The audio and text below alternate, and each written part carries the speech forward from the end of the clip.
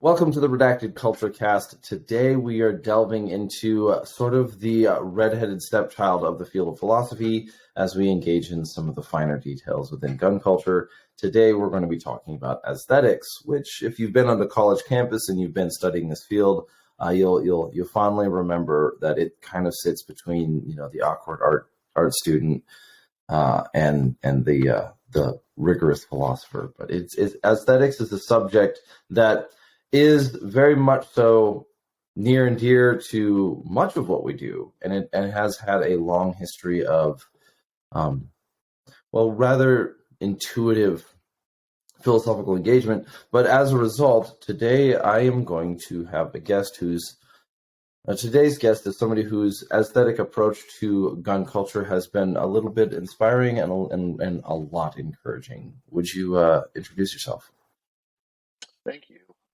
My name is Josh Munger. I've been in the industry for about 10 years on the in the industry side.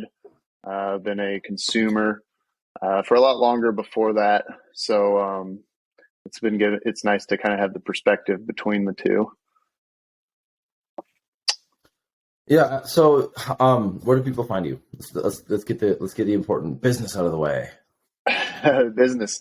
So obviously I'm on Instagram. My main page is at Josh Munger Photo. I have my business page at Roque Concepts. That's ROQUE Concepts. It's kind of a new gear company that I've developed over the past 3 or 4 months that has launched and seeing some success there. So online website is joshmunger.com. Email, phone, whatever. Instagram is probably the best place to contact me, though. Instagram is the best. Yeah, I think for I think for quite a few of us, Instagram is the best. There are a few outliers, but Instagram has been. I suppose at some point in time it becomes a little bit harder, but at this point in time, yeah, you'll have to type in my full URL because otherwise it won't pop up since the little shadow ban thing. You gotta type it completely out. No, the sad thing is, like, I wonder if enough of us in gun culture are shadow banned that what the heck is that mug? I wonder if bro, it's a llama. Oh dear. My wife and I just have weird mugs. We always get each other mugs for Christmas and stuff. That's I cute. wasn't even thinking. I just brought this up here. So yeah, I'm drinking black coffee out of a llama. Yeah, well, mine says I'm edgy or something. I don't know. But I have one of those too. Don't worry. Yeah, well, something. Yeah, I'm edgy just like everybody else. But what I was saying about that is, gosh, where was I going? Oh yeah, the whole shadow banning thing. It's like, could you imagine all the work that you put into like kind of your gun culture thing, and then you step out to literally anywhere in any other industry, and you're like, wow, this is so easy. I don't know why you complain about things. Like what can't you use? Well, you can barely use hashtags. You can barely use the search function.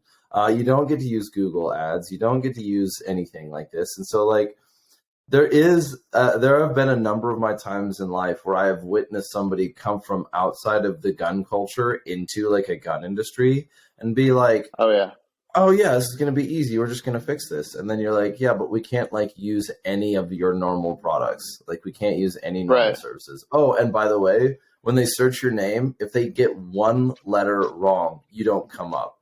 And they're like, 4 porn pages will pop up. And those are completely acceptable. Those are completely fine. Do you want to start on that? Do you want to start on that down that road? Because I guess we could kind of we could kind of close on that. But we have had at least Doggo. We have at least one time had the issue with it's like I get it. People have perspectives, but you have a serious problem with not only like the culture of the nation, but like your social media platform when you can't get a description of Military Arms Channel with all of his salt and vinegar. Teaching, basically having a clip on how to like not hurt yourself when loading a rifle, but you can get all the softcore porn you want. I mean, I get it. It's pretty ridiculous, man. They're very picky and choosy about what they choose to promote. Mm-hmm. Well, I think the platform itself is kind of built to push that sort of content too. It 100% suppresses anything firearm related, Oh, for sure. self-defense related, anything like that. But you scroll and you accidentally, you know, while you're scrolling, hit a page to like cars, right? Now your feed is going to be cars for the next whatever. It's the same with any other page, except for Hmm. guns. Except for, well, I'm sure there are other things that are under, I'm sure there are other subjects that are kind of under suppression, but Yeah, the question is what? You know what I mean? Like being I think a, drugs, alcohol, things like that. I don't see a whole lot of like advertisements for Bacardi. I don't think. at least Maybe not on, that's just my algorithm. Yeah, I mean, I'm strictly talking about like social media. But yeah. to your point earlier, for people that come in from outside of the industry, I mean, I've seen this countless times when they just don't understand, ways to maybe bypass promoting a post because, I mean, all my pages, I've tried to boost posts before, you know, it was probably 2 or 3 years ago that I was just like, I'll give it a shot, see what happens. And then, or especially for the business recently. And it's just, nope, you can't boost it at all. So anybody coming from outside of the industry that has all of these marketing tools and is formally educated in marketing tactics, they basically, you're asking to go 6 rounds with Ali, but we're going to tie your hands behind your back, and Mhm. you're going to be hammered. So that's the best way to describe marketing for the firearm world. So Good luck. depending on whether or not you're a happy drunk or a sad drunk, you're either going to be really excited and then bruised. But yeah, no, Yeah, you're going to the get bruised regardless. it is interesting to see, and this is where I think the good part of it comes out, the resiliency of gun culture. Like Mm. I think in some ways we do beat ourselves up quite a bit, and we are a lot of us are self-critical. I mean, trust me, we all know that when you meet somebody who isn't, but like there's a lot of self-critical, there's a lot of Oh self yeah. inflection that can happen within gun culture, and yet, but as a whole, like the amount of work you have to put in to just overcome this kind of stuff. And in addition to that, though, and this is the part that I find really interesting, is that as a result, gun culture has created all of these inroad channels that kind of like, Mm.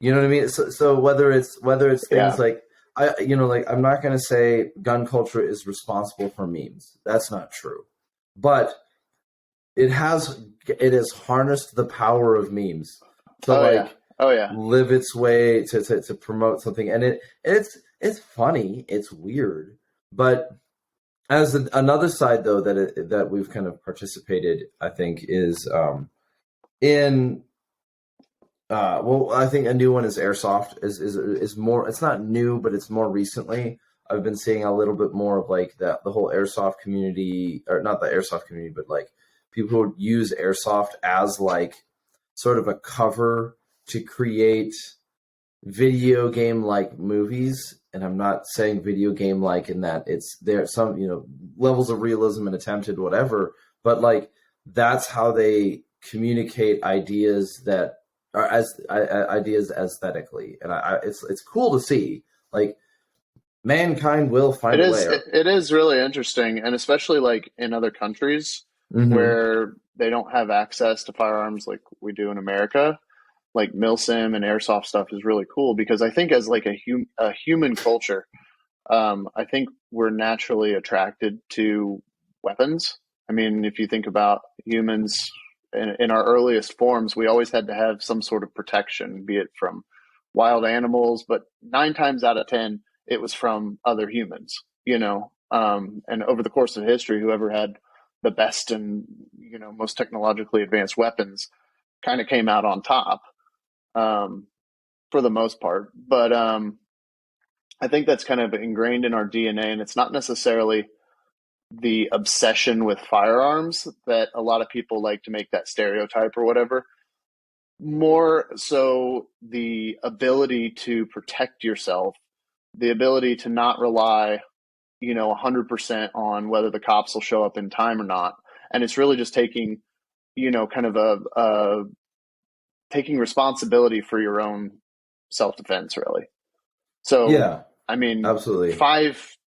10 years ago, well, maybe not 10, probably like 2013, 2015, when there really wasn't any suppression on Instagram. I mean, gun pages were popping up and they saw growth overnight, whereas now you can start a new page and, if you have a couple thousand followers, unless you're making like reels and content that Instagram's like, well, it's not our favorite, but we'll still push it a little bit.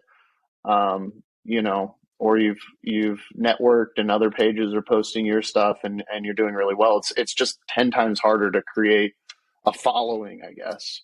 Mm-hmm. The clothing companies and the hype beast, companies that come out with cool shirts and cool designs and stuff like that, have done really well lately. Mm-hmm. But yeah, do you short think? of that, Yeah, I like it is interesting to see a little bit about like what we call like the hype brand kind of side is. mm-hmm.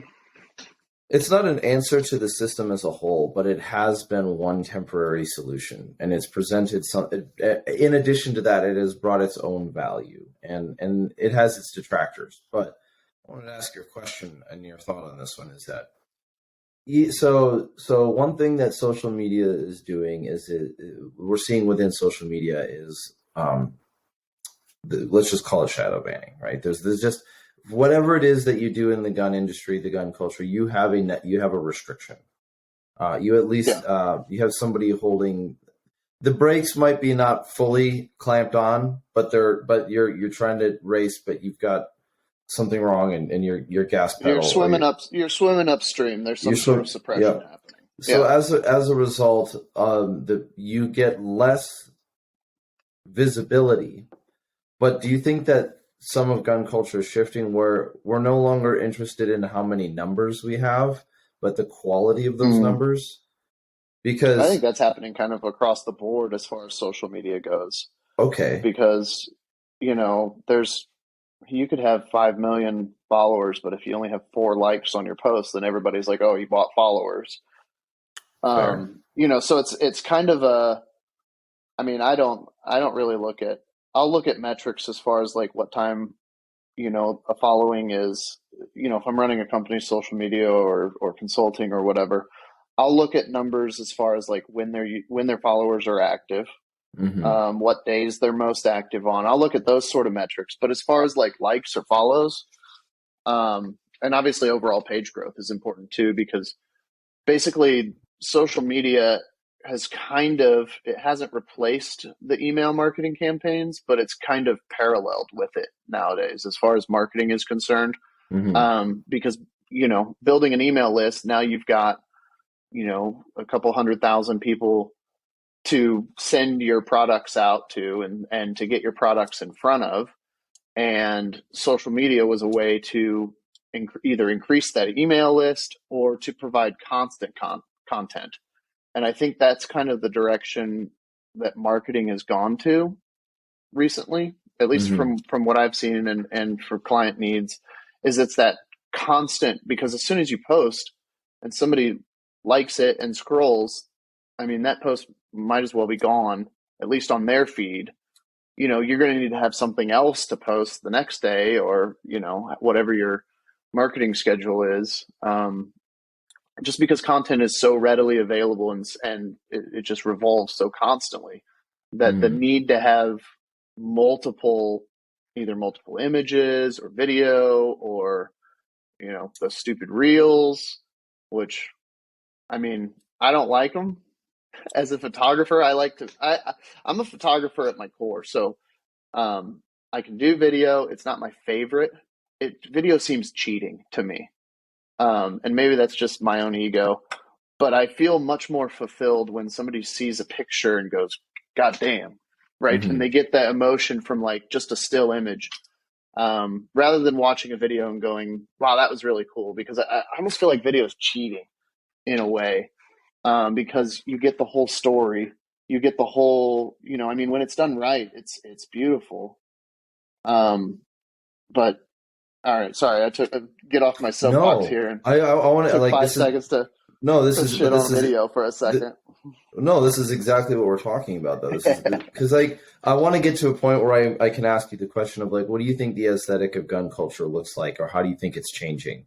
But Mm, how you've made an address on this one is like, so I enjoy using video right now because I enjoy trying to convey an idea, and sometimes I do that in right. text, and sometimes I Yeah. do that in an image, and sometimes I do that in a video.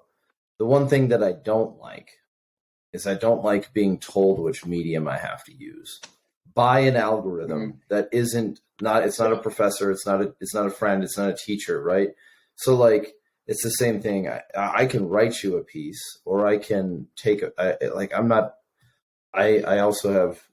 Well, here's a goofy one. How much of gun culture is like, oh, I've got an AR-15 and a camera, because I notice that a lot of us have cameras, but and I think Yeah. that side comment is I do think that that's just the idea of like having a camera is so much more common in the West now because we do have Instagram and social media. So like if Mm. you're, you know, having a Yeah, but camera is I mean, I don't know. The whole gun culture and photography mhm. is it's so fascinating to me because it's it always was like, if you had a DSLR back in 2015, your content was probably pretty good in comparison because everybody has their cell phones, right? So now everybody's a gun photographer and everybody wants to show off because that's the other thing is you got to show off your stuff, right? So it's the clout that comes with owning an SR-15 or having a sand cutter bolt or whatever. It makes you feel good about your purchase, right? So there's that aspect of it. But the other aspect is that there's just something about photographing a weapon and presenting it in such a way that is beautiful. Um, there's just it's almost like a mystical, like in Lord of the Rings when they reforge the sword and pull it back out, and it's just like the most beautiful thing that anybody's ever seen. It's kind of that same feeling. Um, I think I don't know. I can't speak for anybody else, but at least for me, it's something that's generally fairly violent, especially in its operation. There's a big muzzle blast. It's a bolt slamming against a buffer, but getting it in that shot that's just like it's at peace. You know, and that's the thing is a lot of people associate weapons and stuff with violence, but I think a lot of people inside the gun culture actually associate that with peace because it gives them that sense of security. And so I think when you marry the two there and you're presenting something that is generally for all intents and purposes a weapon, right? It actually means security and peace to the people that have them. So I think of it in two like you brought this up and I was thinking, wow, there's the sword of Excalibur, which is represents a lot of things. Like this is the King Arthur Western history argument.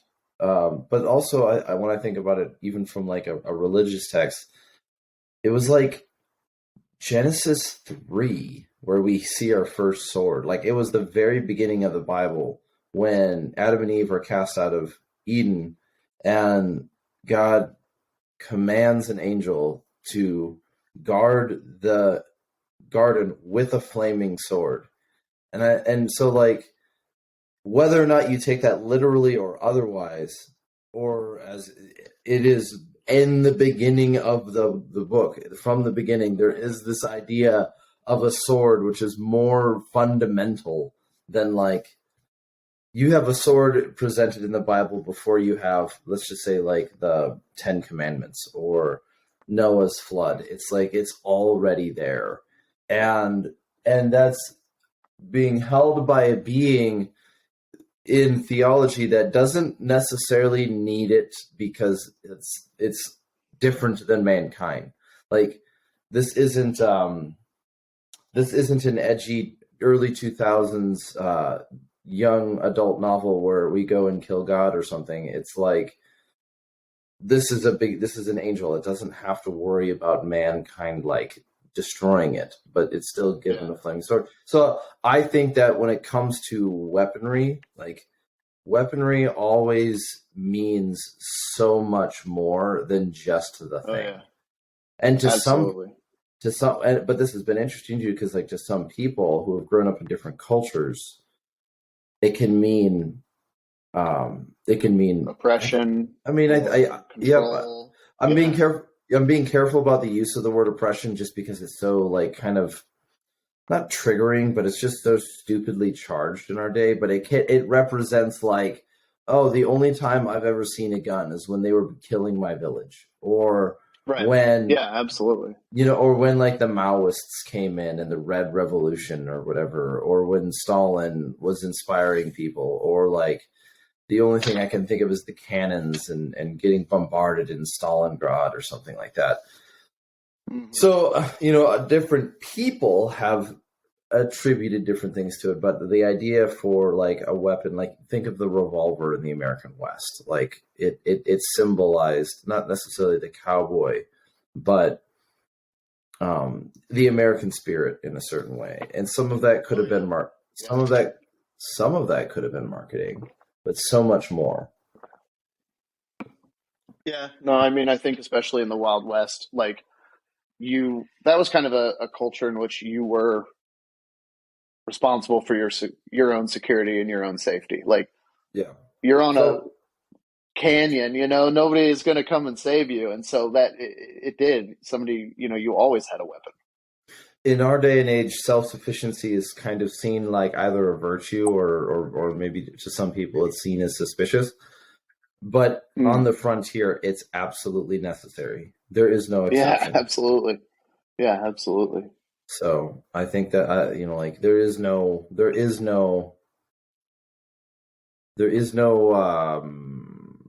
you can't make excuses for it. You can't not have self sufficiency. Like it's for those of us in our age group, it's the Oregon Trail. Like, oh well, I brought a bunch of like I bought all my supplies for the Oregon Trail, and if you're from the Midwest, it's the Oregon Trail. Um, yeah, And trust then you me, still you still get dysentery, so it doesn't you still matter. get dysentery. Yeah, it's like I remember. I think I was like 13 or 14 before I realized it wasn't the Oregon Trail. Um, Mm. but probably because I met someone from Oregon.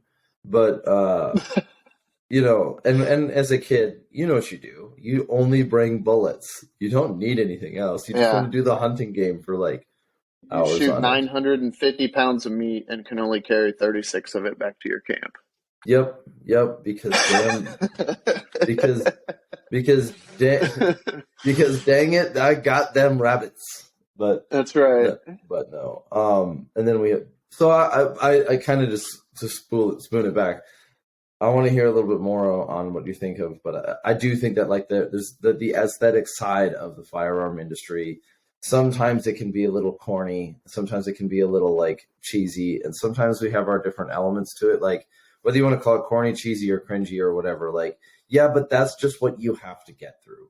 Like Yeah. when you just have to like and I'm okay with us trying to like convey what we think is true through imagery and video, Mm. and I think it's a good thing. Like, Yeah, definitely. I mean, and this is kind of segueing into another topic, but as far as like how, I mean, most people probably don't really think about it, but especially on the higher tier levels, I guess, you have to be aware of how you portray the firearm.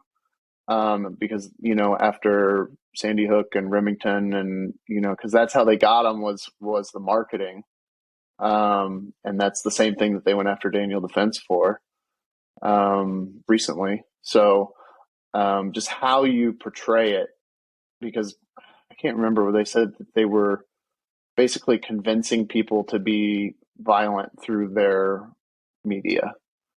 You know what I mean? yeah, And I think the and same. so I think the Sandy Hook go one ahead. was there was somehow there was an ad somewhere that said something like here's a rifle, now you're a man, or something like that. It's Yeah, some yeah, yeah, and yeah. it was like marketing itself to they claimed something that it had to do with like marketing. You're marketing to like kids or something. Yeah, And impressionable minds or something. Yeah. Mhm.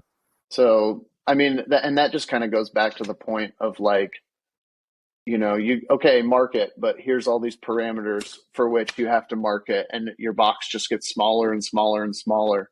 And so, Mhm. marketing in the firearm industry is more of a creative position and a strategic position, rather than your traditional, like, okay, we're going to get it out to this target audience between the ages of, X and Y, blah, blah, blah, blah, blah, like traditional marketing. You have to be a lot more, not necessarily stealthy, but strategic about how you get your content out, Yeah, I which mean, is interesting. it is true. And like, if you wanted to get jaded, you could just look at how like the marketing world has treated children, right? And it's like, Mm, and this is a bit of a, I know it's a bit of a trope, and there are elements of it that is true. And it's also, well, not elements. I know it's a bit of a trope, and it's not correct to attribute the actions of some to the actions of everybody. mm, But when marketing firms and companies have targeted children, like we grew up with Saturday morning cartoons. We know what it's like. yeah. The cartoons that you watch on the Cartoon Channel, or if you're not a cable kid, you watch, and it's different now. I don't know what it's like being a kid in 2023, but uh marketing agencies had no problem marketing things to kid, like GI Joe toys and kids and stuff like that. And sometimes the best impression I can get from the cartoon was it was meant, it like wanted to, because we know kids aren't the ones buying it, but they're badgering their parents into buying the thing. Yeah. And so like, so the point on that statement is that, like, when you look at our culture as a whole, to say that the gun culture is exclusively culpable is a little bit suspicious. It's how do you say it? It's sus. But Well, I mean, again, I think it goes back to like politics and mm, people picking and choosing where they want to draw lines. And I think that's a big thing, especially with like the ATF now, is mhm, that people are drawing lines, but they're not standing by them, right? Or they're not the. I mean, especially with the gun community, I suppose. Like we were talking about earlier, it's very very small. People think that the gun world is massive, and I mean, for relatively, there's a lot of people and a lot of moving parts, but it's very very small industry, really.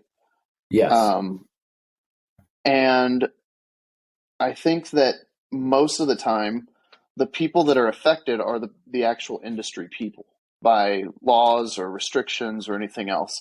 And, they haven't really targeted the mass consumer, at least in my experience. Obviously, places like California, every Chicago or whatever they're trying to do recently, they haven't really affected the masses like this brace ban is going to.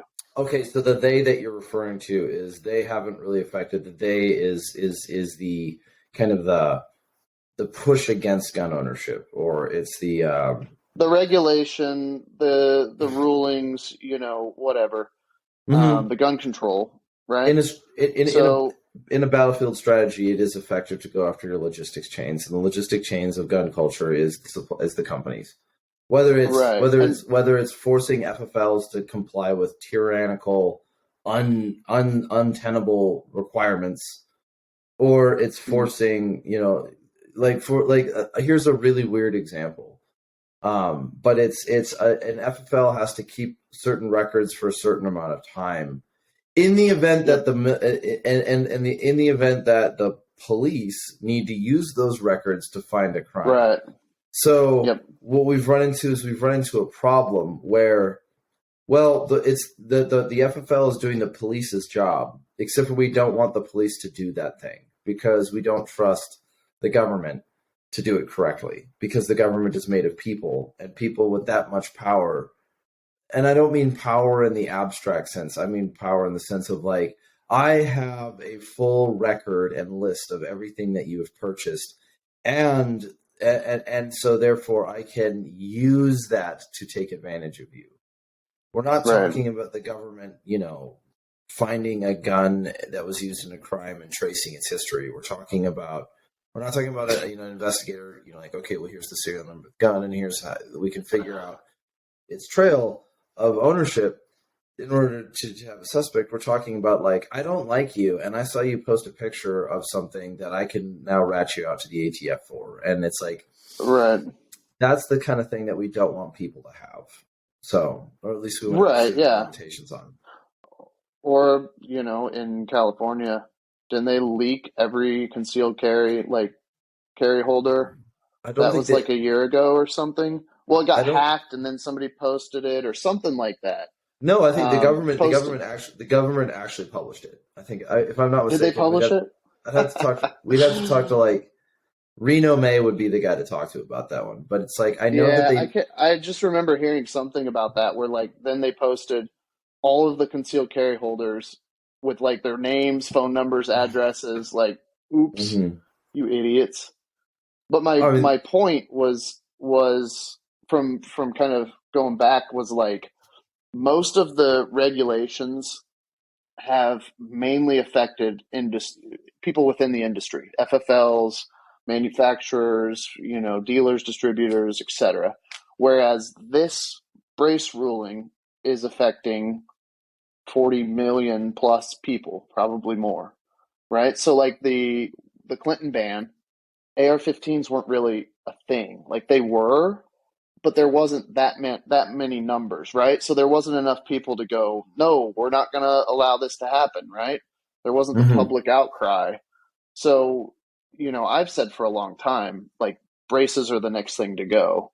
Yes. I mean, I've all my stuff is SBR'd, which is it's such a weird transition from, 5 years ago, it was cool to have your tax stamps, right? Now you get like stock shamed for complying with whatever by the same person that's putting a stock on their AR pistol and it's then making fun of you for complying. You know what I'm saying? Like, so it's such a weird time right now. But I Yeah. think that Well, I guess it's not the here, and this is where I think here's where I think the difference comes in. The difference comes in what was the method of compliance? Like, why? Like, yeah, for example, you know what I mean? right, Like if you were gonna, if you like, we all know that putting a brace. Everyone knows that the one thing that not everyone knows, but what the one thing the SIG brace or the brace itself sort of showed through raw data is that the concept of an SBR is arbitrary and capricious at best, right? yep, It doesn't matter. It's not a thing. You know what I mean? Like it doesn't yeah, have any. It doesn't. It's like the term assault rifle. It's like it's even more vague than I'm sorry. It's even yeah, less rooted in reality than the concept of an assault rifle. Like, right, you know what I mean? Like, and when, because you could even make the argument, like when I was building a rifle to go overseas, I would build it in a certain configuration. Whereas when I was going to go hunt an animal, I'd build a rifle in a different configuration, and they had different, different whatever. And right, you could, yeah, even if I could somehow use the same gun, which is not the point, but like, depending on the scenario. However, that doesn't make it a thing. The thing that makes a weapon an assault weapon, which is not a real term, would be like, it's the well, action in I'm which gonna, it's used. yeah, verb noun. It's an Yeah, assault. It's an assault car. It's well, now this is a ballistic mug. You know what I mean? Like it's a batter. right. Like it's a battering mug. Yep. Like, why is it a battering mug? Because I put a big spike on it or something. Like, I get it. And because I'm battering someone with it, I'm using it as a blunt object. But But when what I go was ahead. gonna say, like as far as like the brace ban and stuff, is that my hope for this is that basically everybody says, well, I'm not a lawyer, so I'm not giving any sort of legal advice or whatever. But No. suppose 40 million people don't comply with that, and then the ATF moves on to, I mean, think about the mag ban in, was it Connecticut or whatever? And they Mhm. gave them like 120 days to turn in their mags, and literally nobody did. So they were like, okay, we'll extend it a little bit more. And then it's like, okay, do you want to start going to people's houses that you know have these things, right? Mhm. Knowing that they have guns, knowing that they're Mhm. upset with you because you're trying to regulate them. And so then basically the ATF has sort of a shift of power at that point. This is the ideal scenario in which they go, okay, there's no difference between a stock and a brace, blah, blah, blah, blah, blah. We tried to prove that and we're proven wrong. So now SBRs are no longer on the NFA registry. That would be ideal. I don't necessarily see that happening. Mhm. But the only reason why the ATF has any power whatsoever right now, because they're not Congress. They're not Mhm. SBRs would take an act of Congress. They can just write a letter, but still they can't make laws, right? Mhm. Um, but the only thing that gives them any power right now is people's fear of the consequences Mhm. and their compliance. So Yeah. now they're affecting, this is definitely the largest group of people that any of their rulings have affected to date, for sure. Yeah. So I And think that this one's definitely going to be interesting. I think the brace ruling is going to have a. It will not. It may not be. It may not create a big show, but it will. The it will be a defining line. It will be. For some, it's a line in the sand. Going back to the brace thing of like the stock shaming thing, the issue that I would say is.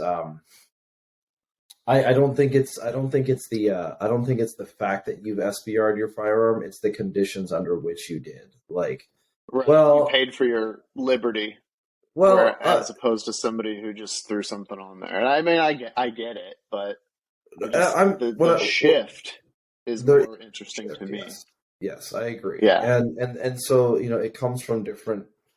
Like the idea of an SBR was an unattainable thing, and then it was very attainable, and then it was like, oh well, I don't now I can put a brace on it, so I don't want to do that anymore. And then you're like, Mm-hmm. well, maybe some of that also has to do with like gun culture itself has had to figure out how they think about it, and that's I mean, hopefully, in when I look at the long term, what in the short moments, I see some things that like bother me and can become like a little cringy. It can be Yeah. frustrating. Like in the short moments, like immediacy, right? Like, oh well, that's not great. But in the long term, like if I look back 7 years, I get to say, look how far we've come.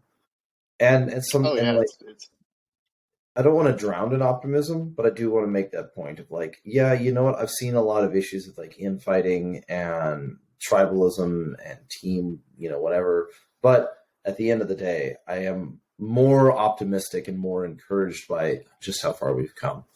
You know, maybe it's to it's quote. definitely much more publicly accepted now Mhm. than say 5, 10 years ago, for sure. For sure. Yeah, to There's quote a Grand Thumb, maybe the true 50 cal is the friends we made along the way. oof, so deep. Yes. That's a good one. Hmm. Yeah, no, it's very interesting to see how the industry has kind of progressed over the years for sure. Now, short barrels are the way of the future, I guess. You rarely see somebody with a 16-inch barrel. I no, I have one. I do have one Yeah, with a I mean, little I've got solid. one, but it sits in the safe. I don't I don't use it very much. Yeah, no, I do. It just sits on the shelf. It sits in the safe. Right, that's what I'm So, saying.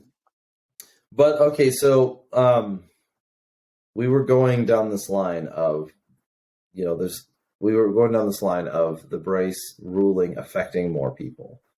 Mm. Um, and like kind of like a prediction of where it's going to go. And I like if I'm going to make myself if I'm going to focus on more of the optimistic side, one of the things that I do think is that like this ruling has shown has given all the field to demonstrate that the concept of an SBR is at least arbitrary, if not arbitrary and capricious, in our Right. contemporary world. like we spend a lot of we spend a lot of time hearing things like, oh well, the Second Amendment was written for people with muskets. It's like it was also written for literate people, and you aren't one. But you know, like but also um, like yes, and that means we should look at contemporary firearms to fit it, not try to fit it into contemporary firearms. Like the spirit, what is the spirit Definitely. of, you know? And so this is a think thing that that. Go ahead. I was just say I think that the only thing that's the thing that gives me hope, right, is that a lot of these like mag bans, like the bump stock ban, like all that stuff is starting to get overturned places. California's flip flopped like 5 times. Um, as far as the mag ban goes, I know like was it Washington just passed some crazy shit? Um, mag bans and assault rifle ban. I can't remember what it was, but they were trying to do that. They did I think they did the magazine ban. Washington did magazines. Illinois did. Illinois did. Yeah. It's hard to keep up with everything, but like I always see the FPC posting, where they've opened new lawsuits and everything. And that goes back to your meme comment. Like half of their posts, they're literally suing the federal government daily, and their Instagram page is just jokes, basically. So it's very interesting to see kind of how 10 years ago that would have been a suit and tie law firm, but that just goes to show like the difference between like the FPC and the NRA, right? Like the NRA, I feel like wanted people to be afraid, and they profited so much off of that. But the FPC is just going balls deep and saying, yeah, we're going to sue you here. We're going to sue you here. Here's our open lawsuits here. You never saw that from the NRA. At least I didn't. Yeah, I mean, I think that our relationship with the NRA, as in like a lot of gun culture's relationship with the NRA, is a little bit of like it's tender. It's a fresh wound. It's a fresh bruise. It's tender because it feels a lot like it feels bad. And this is not to over like it does like it feels almost a little bit abusive, like or no, I mean this is kind of a hard one for me in this sense. Is like sometimes when I read stuff and I see what the NRA produces for its people, I find it like deeply insulting. And sometimes when I find it, when I say deeply insulting, it's like, dude, we're not stupid. Yeah, I know exactly what you mean. Where you're like, yeah. It's like it's condescending in that lowest form of like what is it? The condescension, the soft condescension of low expectations kind of thing. It's like this is a dualism that I have to not a dualism, a dual challenge of it. It's like I find it really condescending in the sense of like, this is dumb. This idea, like, you don't need to talk down to everyone, and you're trying to reach a big swath, or maybe whatever they're producing, they're trying to like figure it out themselves, and so you have some grace to extend in that direction. But the NRA's approach has been suspicious in the sense of like, you spend a lot of time telling me you're doing something, but you don't spend much time showing what's been done. Right. However, I am also I don't find any value in the simplicity of like, NRA dumb, we don't care. It's like, well, they that era went from created the concealed carry concept, and they produced that era, and so like, yeah, there's a lot of stuff we can look back and say that's not very great. Like the Wonder 9 idea of like the 9mm handgun, the Wonder 9s, like in our day and age, they were garbage. But so was when you and the same thing when you had a flintlock rifle, like seeing a guy show up with a matchlock, you're like, who's this guy? Yeah. Hey, V, do not go to the revolution with you. but that kind of supports too, and goes back to the difference between like that generation of gun owners versus Hmm. the current generation of what gun ownership has kind of evolved into Hmm. nowadays. You Yes. know, and a lot of that is just generational, right? So you've got Yeah. some people that just don't get it because they didn't grow up in that time. Yeah. They didn't grow up with everybody and their brother having an AR-15. So they go, "Oh, I don't need that because I need to just deer hunt with 308. You don't need anything more. I don't want a suppressor." Like, Yeah. and they just don't Or, get it, or getting a suppressor was which not is the realm of possibility. Like, there's like, no, right. I And don't. so anytime there was gun control or whatever, it didn't affect a large number of people. And that's why they could continue to get away with it because, back as like I referenced the Clinton ban, there was like how many were on the registry at that time? Like besides the pre-ban like post 86 machine guns and stuff. But like during the Clinton ban, there was probably 1% of the amount of ARs that are in circulation today that got banned, right? And so that's why this is going to be probably the most interesting ruling that the ATF has ever made because it is affecting so many people. And so it's really going to set the precedent because suppose, and I think the ATF knows this. They know that if they come out and say, all right, we're banning braces, and everybody goes, no, fuck you. And the ATF goes, okay, well, we can't arrest 40 million people. So we're going to make examples out of a few of them and try to scare the rest of everybody, which is what they do, right? So they're going to hit them with the $250,000 fine, the 10-year in prison, same as manufacturing a machine gun. But every other person is going to go, well, there's no difference between a stock and a brace. I'm going to get the same punishment. And they're going to throw stocks on all their weapons, right? Now the ATF has a really big problem because they have mass noncompliance. So they're losing their power. And if they say, okay, we're going to backpedal and it's legal. Okay, well now all SBRs have to be legal because you're going to tell me that it was legal before when I had a brace on it. I put a stock on it. You reversed on the brace thing. Now it's got to be legal as is, right? So, you know, that's the opportunity for the SBRs to be removed from the registry. But if the ATF backpedals on this and shows any sort of weakness whatsoever, any ruling that they make moving forward is going to be bullshit. Nobody's going to follow it. I think, well, and that's where I think that we have an opportunity for like, and this is going to be the optimist in me, where we have the opportunity for healing as a country.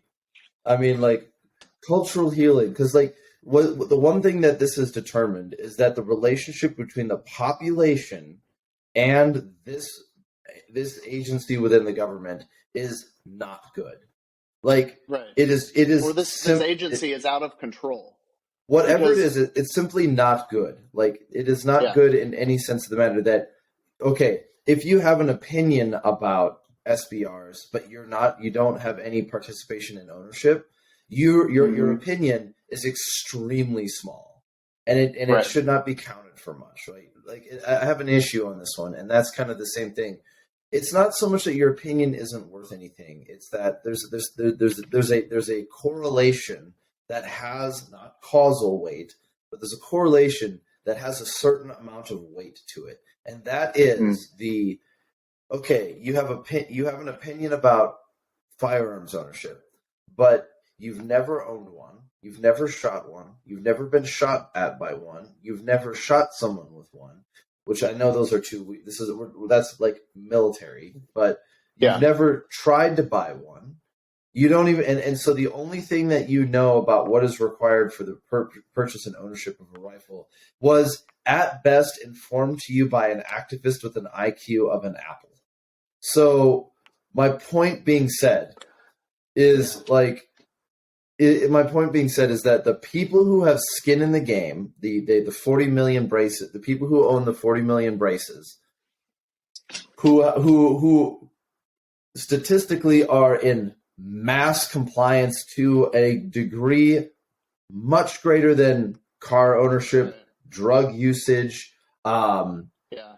taxation, So like when you look at gun culture, for the last 10 years, we have owned braces and with a few exceptions, not put stocks on our guns. So complied, We essentially. have complied, Right. and now you're saying, okay, that 10 year, those 10 years of compliance are not evidence that it doesn't matter. It's evidence that we should crank the gear harder. And so the Yeah. relationship between the American people and at least the ATF is not good. And I'll make a statement here in the sense of like my interaction with people from the ATF is they come in two varieties: frustrated and stupid. And like when I say stupid, I mean like Yeah. I wouldn't trust you with a pencil sharpener because No. I would expect you to stick your finger in it. Like Yeah. really, really, and this is I know it's condescending. Like I know someone's going to hear this and go, "Ho ho ho, he talked dumb about bedmen," but like Oh there no. is an issue of like you don't understand. Like it's an ethical problem because with intelligence or with some sort of focus on this kind of thing, with what gun culture knows is that like I know what is right, and I know you know not, or whatever. Whether you know it or you don't Yeah. like it is irrelevant. But I am conscious enough not to like produce some sort of um,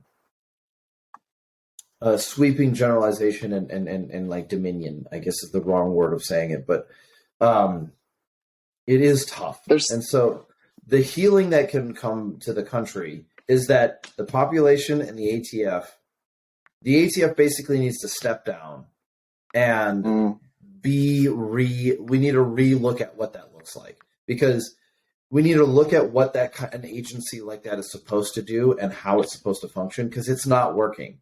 I'm not saying that I'm not saying that there isn't room for some regulation. I'm not a full libertarian in this one, but what I can say is under no circumstances is the relationship tenable, because the ATF just came out and said, "Oh yeah, the majority of you are now incriminated."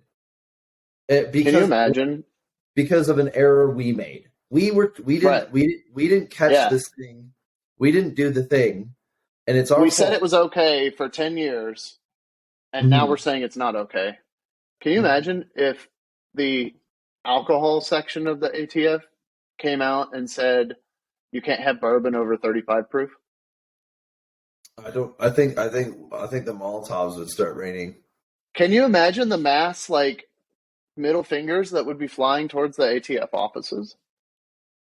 And it's Uh, essentially the same. That's essentially the same thing. It would mhm. just be affecting a lot more people, Mhm.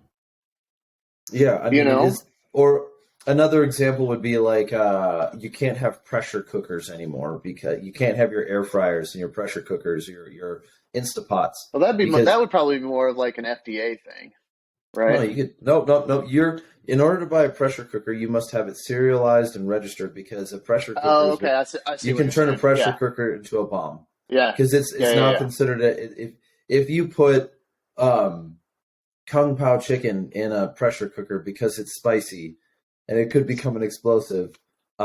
You are now being You're, charged for yeah, manufacturing, a biological weapon or something like that. Like it yep. doesn't matter, but like it's that level Ridiculous, of dude. stuff. So And I I think. mean, I think everybody I'm not calling. Here's the best case scenario for me, right? Mhm. I'm not going to tell anybody what they should or shouldn't do with their stock or brace or whatever else, right? That's their Mhm. decision. Do what you want. Make your best legal decision, and that's halfway to cover my ass. Um, you know, Fair, um, yeah. but also because I believe in the individual right to choose. So if you think that you're supposed to do something a certain way, cool. If you have a problem with somebody saying, "Hey, this is fine," but then coming back later and saying, "Okay, we lied. It's not fine anymore," Mhm. draw that line, right? But things like this really need congressional oversight. The ATF has none, right? So, like, if you're Mhm. going to ban pistols or Glocks or whatever else, that normally has to go through Congress. Congress has to rule on it. They have to come to an agreement. It goes into a bill with 900 other things that they're voting on at the same time. They'll sneak it in somewhere, but at least it has Mhm. to go through the due process. the fact that the ATF can just turn around tomorrow and say, we feel a different way than how we felt for the last 10 years that's not government Mm-hmm. at It's all. not. It's not government at all. It's not. It's No. definitely not. It's not government in the way that the contemporary world is supposed to perceive it. Right. It's Yep. it's anathema to our country. It's anathema. It's Yes. the opposite Right. of what we believe.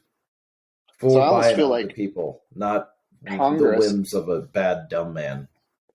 right. I mean, and think about how the people's perception of government right now is probably like, it's, I don't know that it's ever been worse, right?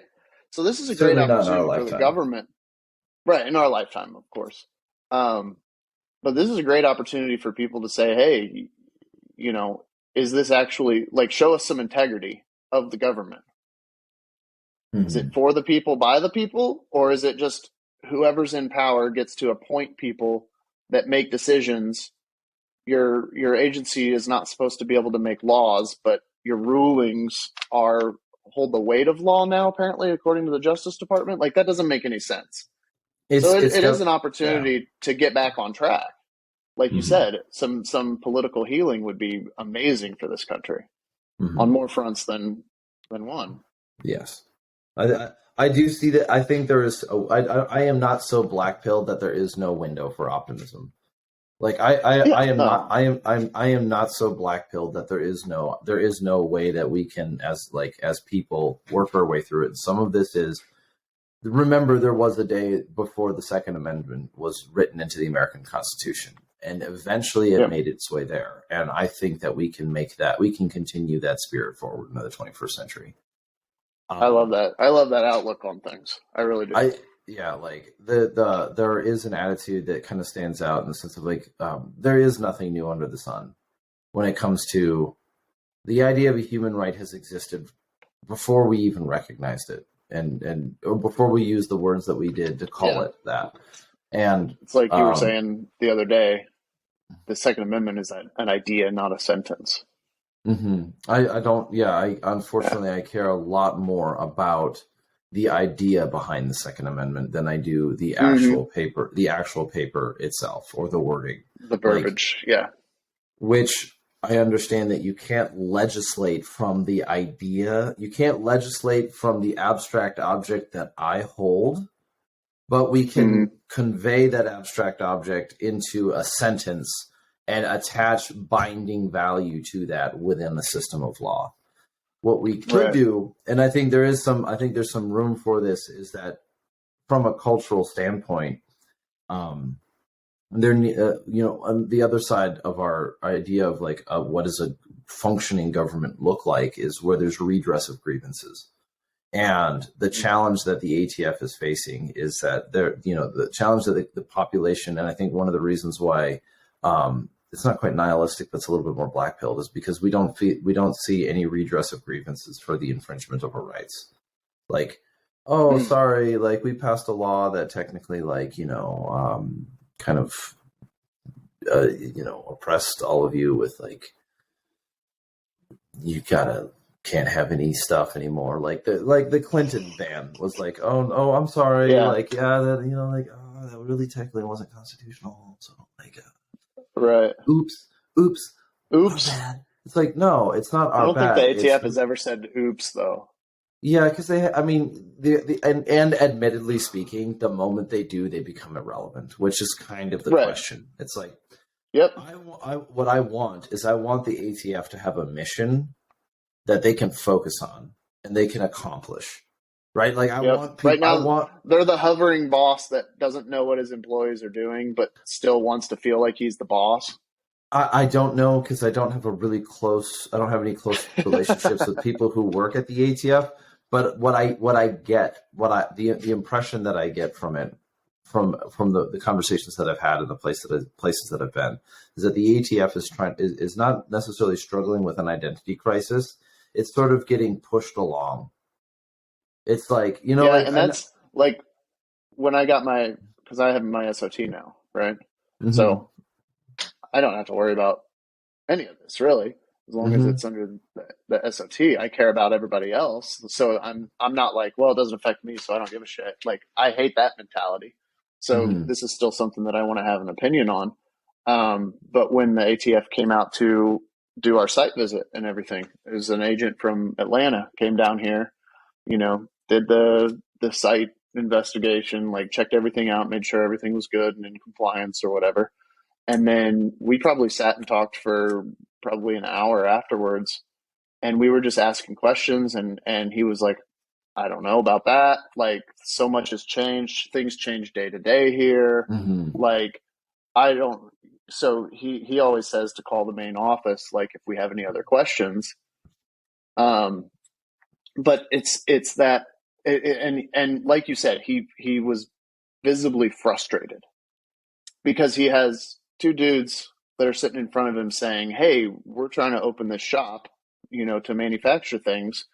We want to make sure that we're within compliance so that we can continue to run this business. How should we handle A?" Right? And he goes, "I don't know."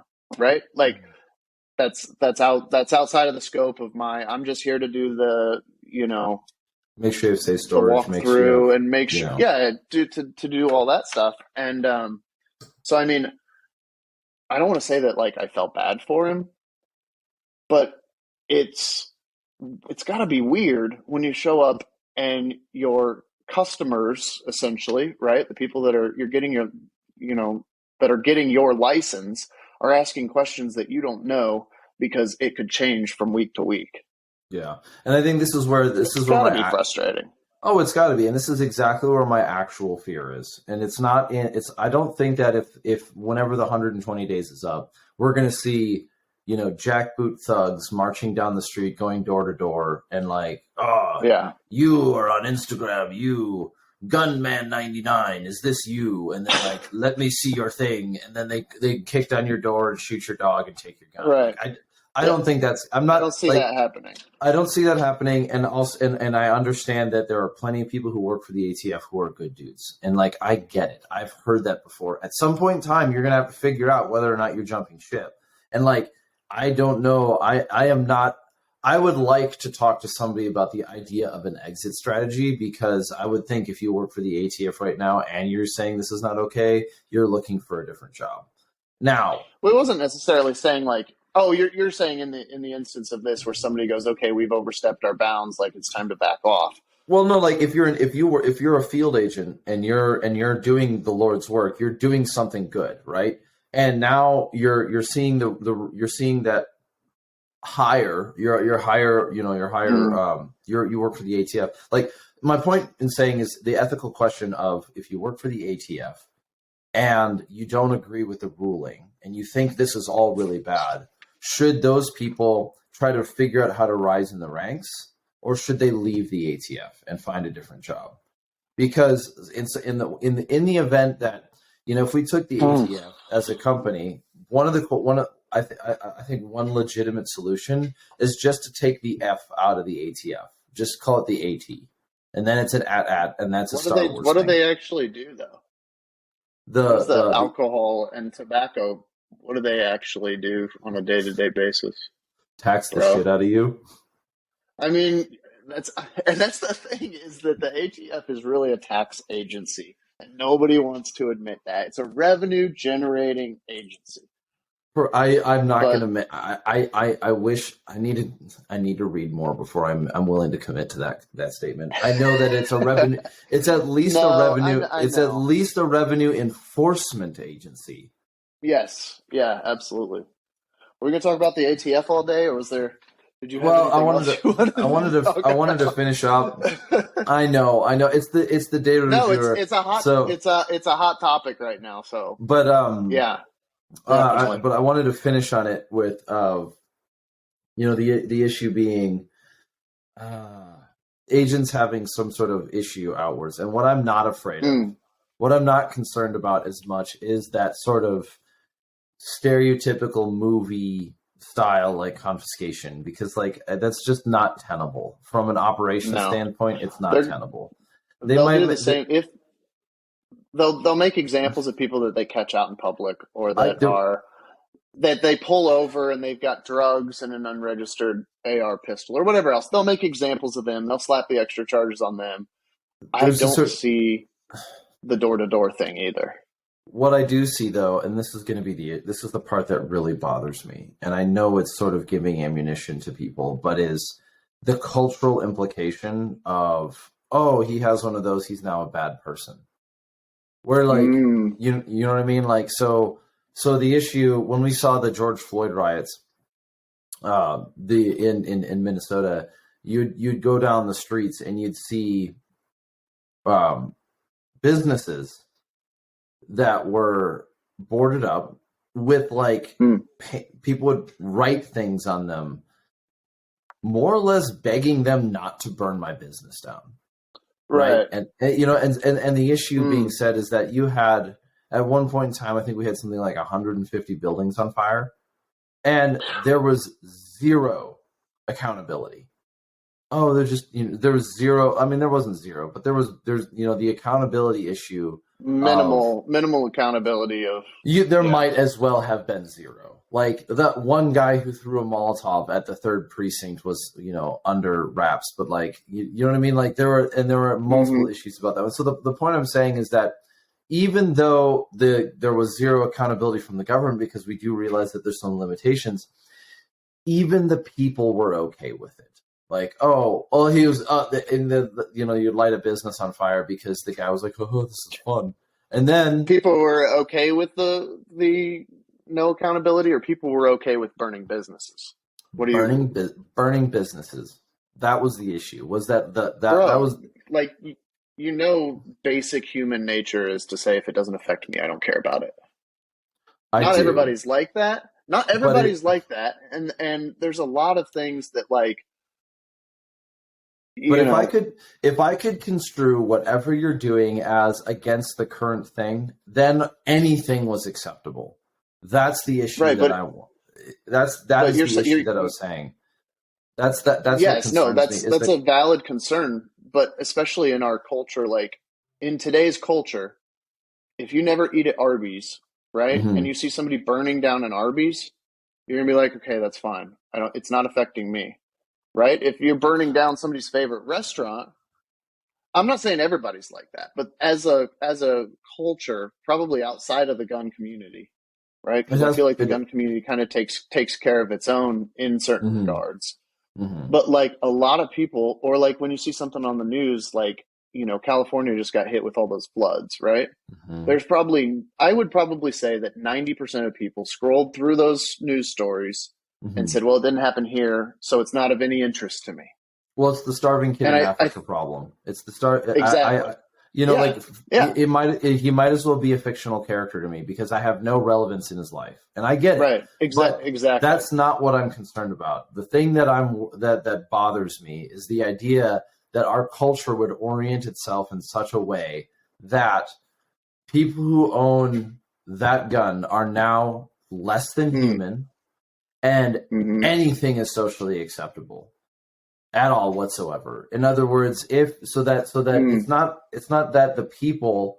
I'm not worried so much about the idea of like the jackboot thugs issue. It's that the culture would say, yeah, this is good. It's okay.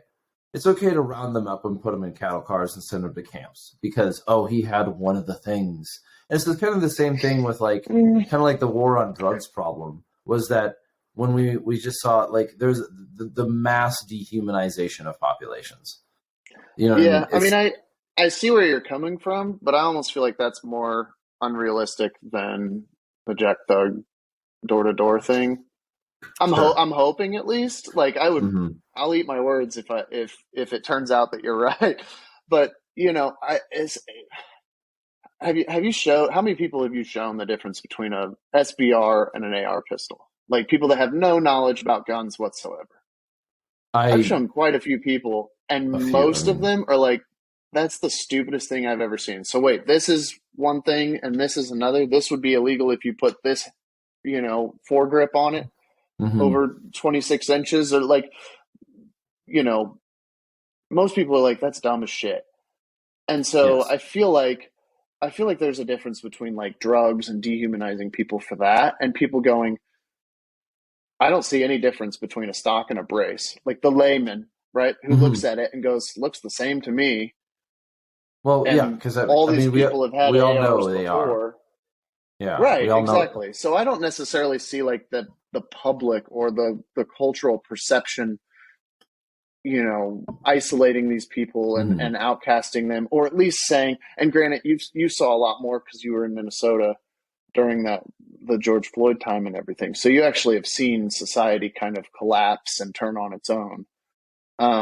Yeah. We didn't have The anything like that here in the Augusta, the but the big hot alarm, the big, like the big red, like, oh no, what the hell's, like, not like the big red button moment was when the not the rumor, but when when the concern shifted from this is where the riots are happening to, like, oh, the calls within the riots to go after residential environments. That's when that mm, was the, so mm, like that yeah, yeah, was one of the big things where you started to see like National Guard involvement. It's not so much that was the sole motivating factor, but there was a very, like, there was the fog of war for a couple of days. Like people kind of didn't know what was going on because we just knew yeah, that things were happening.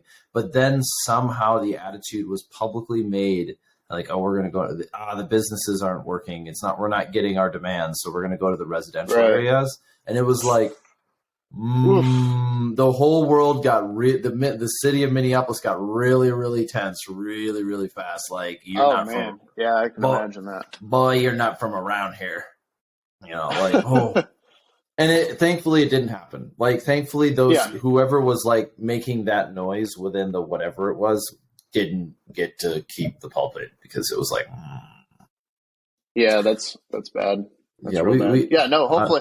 I think we've talked about best case scenarios with this brace ban and then and obviously now worst case mhm. scenarios. So we So can at let's, least say that we were two dudes who called it somewhere in between and something yeah. pans out. If you Alex Jones it and you make enough predictions, eventually you'll be right.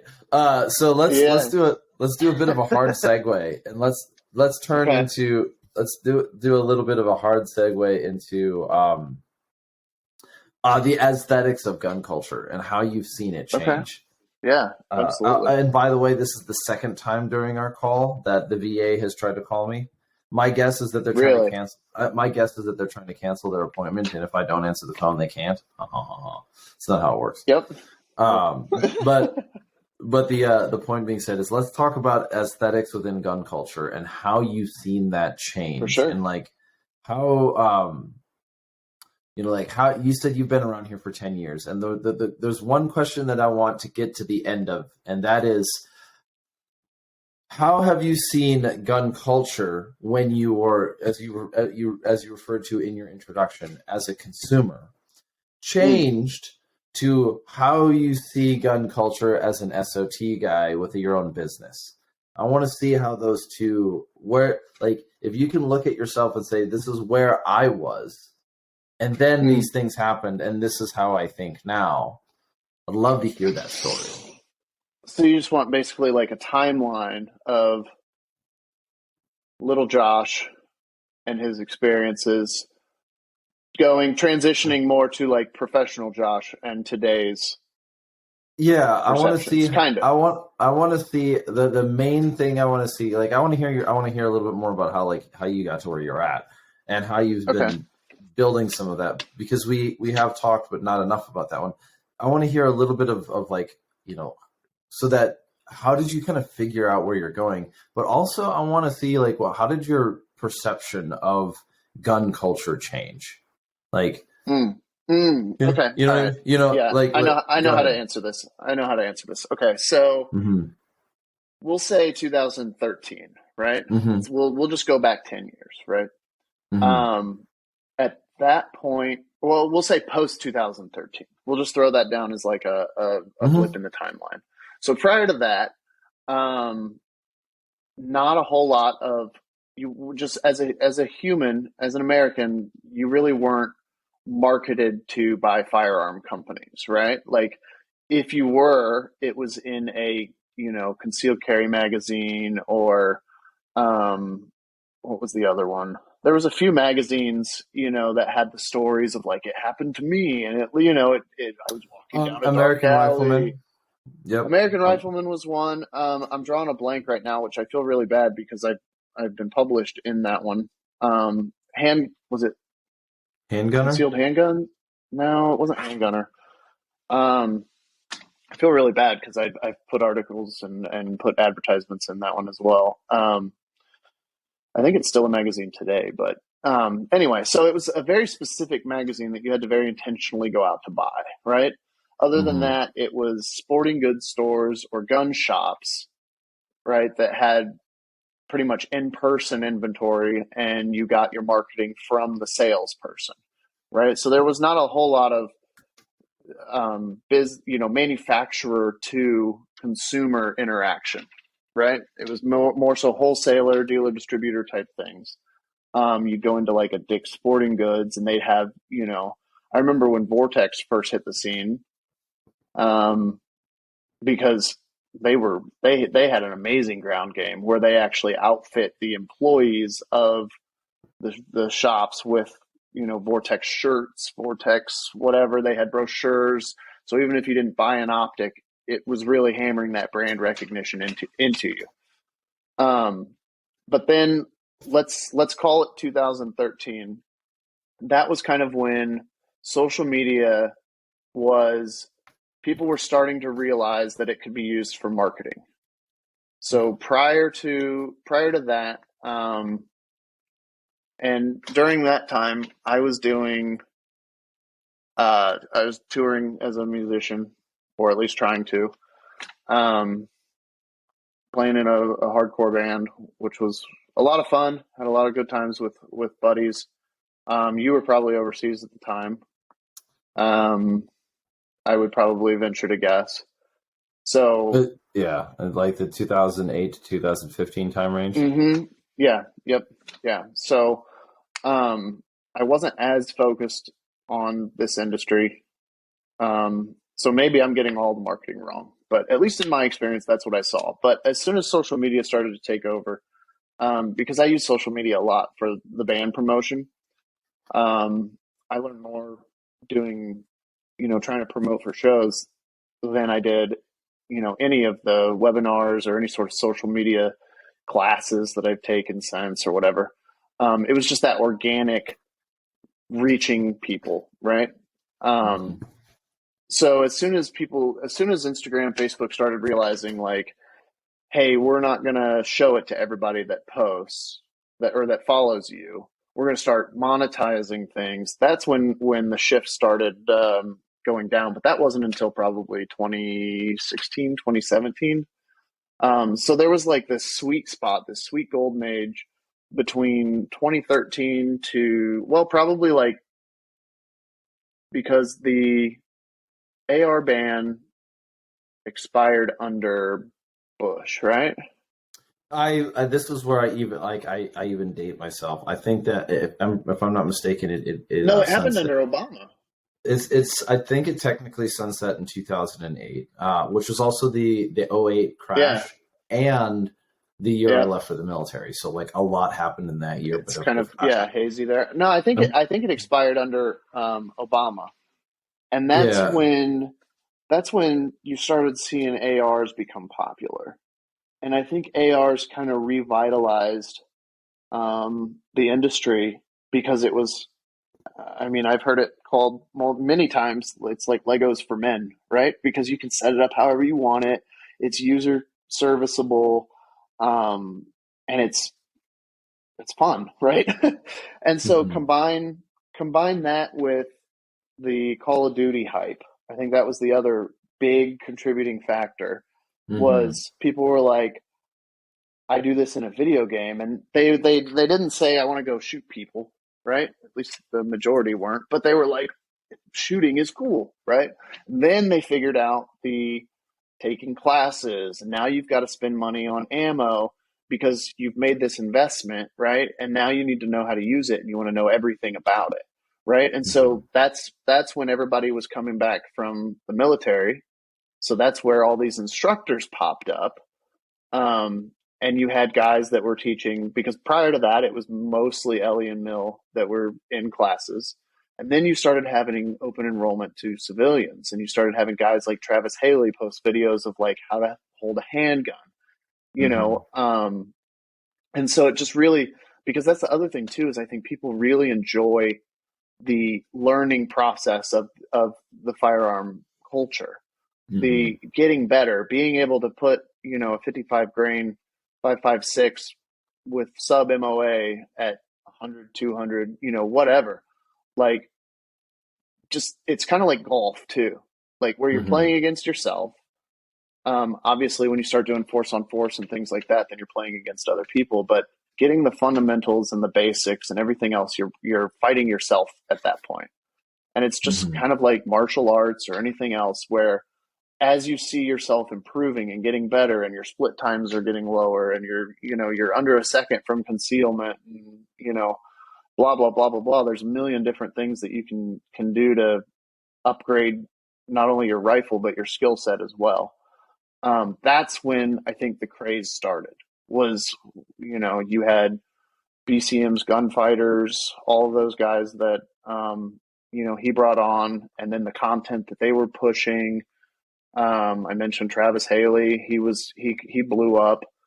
Um, and so you had all these people that were getting the information that they wanted, right? And then you had the people that were, I don't know what to get. I see what he's doing. It looks cool. It looks fun. I want to do it myself. I don't know what to get. And that's where the gun pages started taking off, as far as Mm-hmm.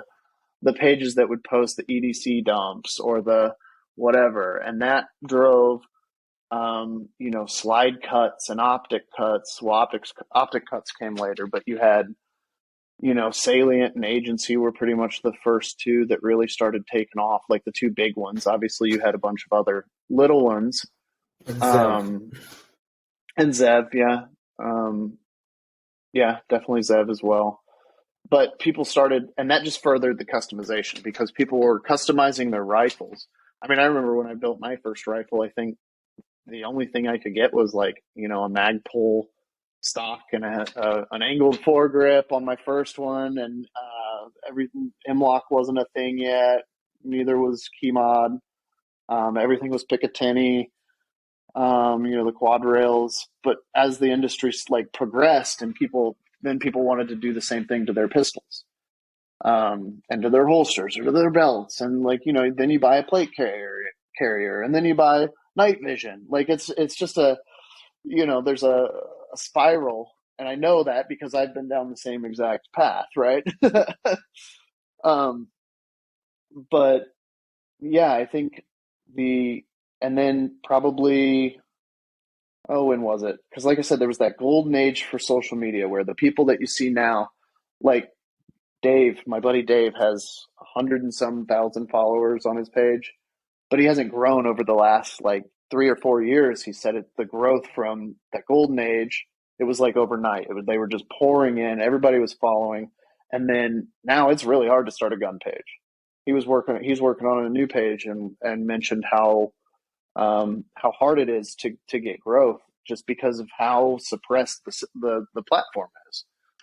So And in addition to that, like I definitely agree that there is definitely will make the comment on there being suppression, but in addition to mhm. that, there are a lot more people trying. So like it is it is more difficult to differentiate yourself, which is it's Yeah, oh not a yeah, bad for thing. sure. Like it's not a bad thing. It's just And I'm we I'm more so also talking about like the manufacturer, building a oh for manufacturer's sure page, not yeah necessarily like your own photo blog, right? Because you hmm used to be able to post a picture of like a freaking oven, and because everything was chronological, all of your mm, followers would see that, and so it was much easier to build a following that was circulated around a specific niche than it is now, because of just how the algorithm works.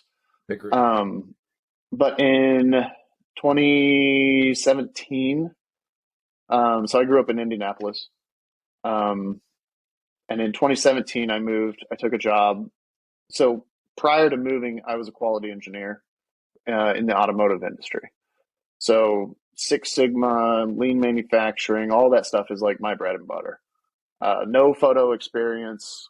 And I started just doing it as a hobby. Got my first camera probably 2015, maybe 2014. I'm gonna say my first like real camera. Before that, I was using my cell phone, but I was like, I want to take this further. I want to learn the Adobe suite. Um, so this is like my personal side of things. Everything before was like the industry side of things and how I observed it. But anyway, so took a job in North Carolina, moved there from Indy in 2017, worked in-house as a media marketing manager for a year. During that time, I met my now wife. We started dating, and I was driving 5 hours or twice a week, going from Jacksonville, North Carolina, or Wilmington area, all the way over to Augusta. I was leaving work at 3 o'clock, getting to Augusta by like 8:30 on a Friday, and then stay there Friday, Saturday, Sunday. We'd go to bed early, and I'd wake up at 2 a.m. to drive straight to work by 7. So that was not sustainable. And in the time working there, I made some other connections. And so I was like, all right, I got to move to Augusta. I moved to Augusta, started working for myself and basically self-employed with clients from that point forward. So that's kind of where I am now. Fast forward to probably the middle of last year, I kind of had a realization where I didn't want to build other people's businesses for them and then have nothing to show for it, when I was, 50, because that's kind of the service that I offer is kind of unique in the fact that I don't always just offer media and marketing. I can do a lot of scaling, like with production wise and Six Sigma and lean manufacturing, and help your production process to be able to scale with the marketing that I'm providing as well. So I'm definitely a little rusty just because now I focused on photography and composites, and now I'm getting into video a little bit more heavy. Um, I live in the whole Adobe suite, Monday through Friday for the most part. Um, but the scaling of the business, I always love that part, the actual process and how it's made. As a quality engineer, like that was the most important thing was, repeatability and making sure that your parts are within tolerance. And that's kind of my dream. The company that I just launched, my goal for that is to really just be a capital building project. I want to use that to make money, get some CNC machines, start actually manufacturing, probably start in the OEM world just because it's easier money. But then use innovation, pair with amazing end users who know what they're talking about, who can actually make meaningful improvements and things to bring to market. So that's my overall goal, is to have my own manufacturing like facility that does, a ton of stuff. Rifles, I eventually want to get into, whatever. I've paired with a guy down here who's a brilliant machinist. I've got an amazing engineer working with me right now. So I'm putting the pieces together. I just know how to sell holsters and figured that that's a decent capital building project. Got belts on the way. I have a blade that I'm working on with Fox in Italy, Fox knives in Italy. So should have that here hopefully soon. Things are See weird right that, now as far as supply chain goes, but as I hear. I mean that's yeah. great to hear. Like so when well so and my point being in that, like, if you could describe this, there was Josh 10 years ago, Hmm. which would have been Little 2013. shithead. Well, He was probably my hair was down to here, and yeah, he had long hair, and yes. no, Yeah. mom, it wasn't a phase. No, like me, right? Uh-huh. But no, my point being said is, there was a time before where, like, would you describe that what does this statement sound like to you? Was there a time where you were from the outside looking in, and now you're on the inside looking out? Because you're, Hmm. like, looking at gun Yeah, oh yeah, culture. Yeah. definitely, yeah. And I think until I guess that's the part that I didn't really answer, was until I um, got a taste of it, I didn't understand it. Like, so there's a lot of, and you hear about it all the time, especially because the gun community is so small, or the gun industry, I should say, not the community, but because the gun industry is so small, it often eats its own tail in certain regards. It's very cliquey. You know, I've had people that say, I don't want to work with you because you currently work with this company and we don't like them. It's like, okay, whatever. I try to work with, you know, whoever I can. There's a couple companies that I don't want to work with just because of I know how they are or how they've treated other people in my space or whatever else. But I try to be as open as possible. But it is very cliquey. But one of the things that I noticed in the gun community, not necessarily the industry, but the community, was if I had a question, like when I first started dipping my toes, oh yeah, man, you got a question about that pistol? I've got that pistol. Come shoot it, you know, in my backyard. Come see how you like it. You know, you got a question about, you know, the gas port size on a Mark 18 and why you're getting a ton of gas to the face. This was in 2016, right? Like, yeah, they had a gas port that was the size of a school bus.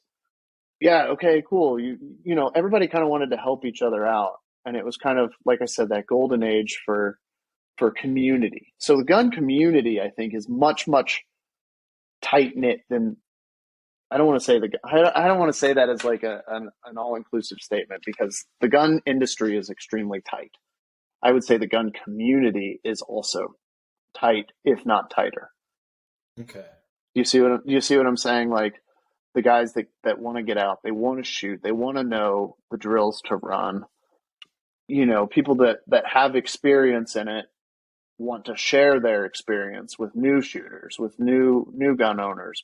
People want to teach, I think, as a whole.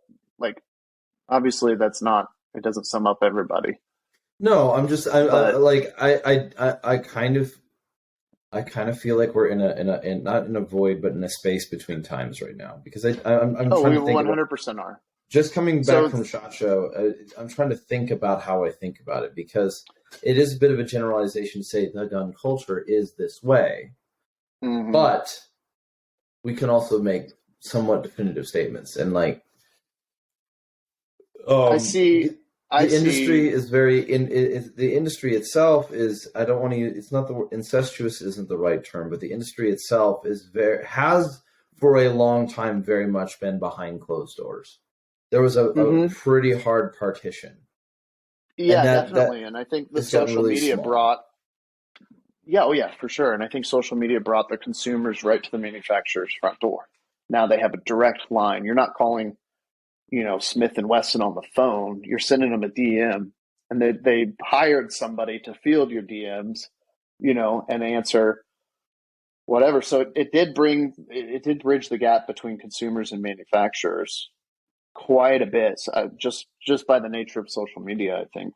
Mhm. Um, and that obviously changes marketing, because if there's not somebody there to field that question, then they might go, oh, okay, well, I didn't. Well, that that also opened the door to people just asking stupid questions, or not, maybe not stupid, but not putting in the time to research for themselves. It's easier to just say, hey, what's the best blah blah blah blah blah blah blah, and then hit send and let the company do the work for them, which in certain regards is good. But I'm the type of person that when I want to know something, I just 100% dive in.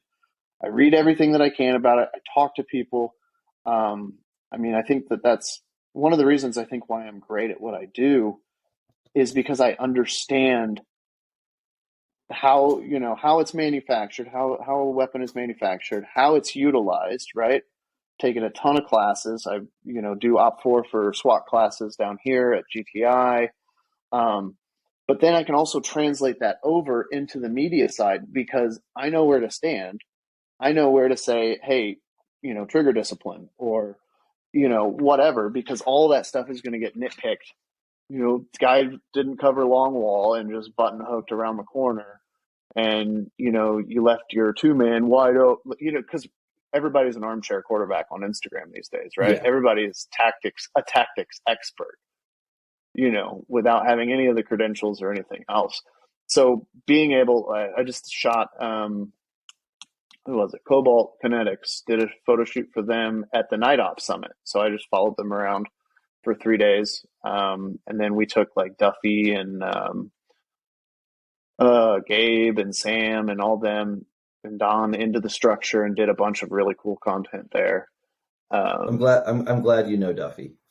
I really am. Oh, Duffy's a fantastic human being. I think we had a good conversation about you with Duffy, or I had that conversation because you guys were both third, right?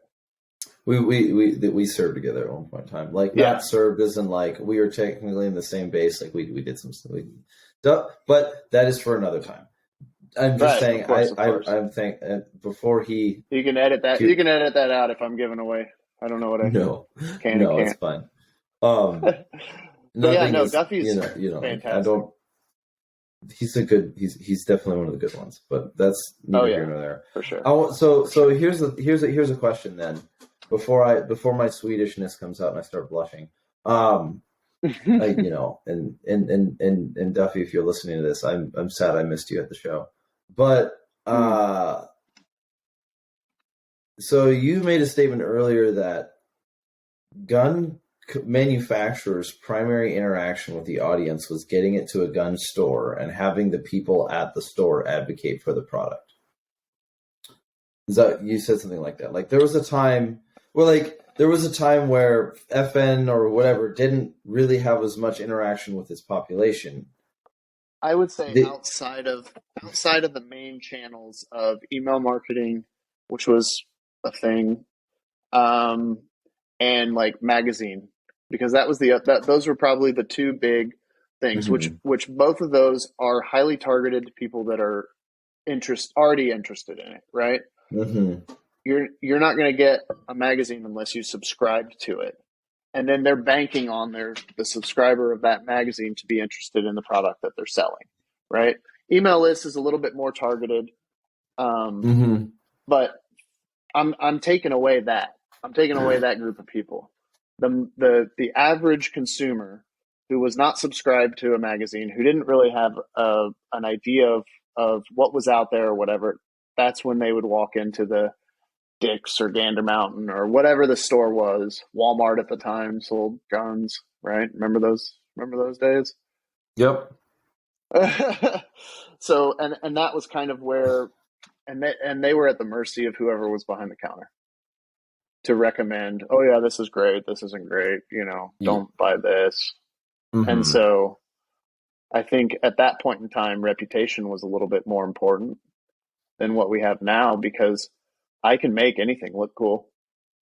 You can hire me to do your photography for your junk product, and I can guarantee that people will be interested in it because it looks good, right? And that's kind of the market.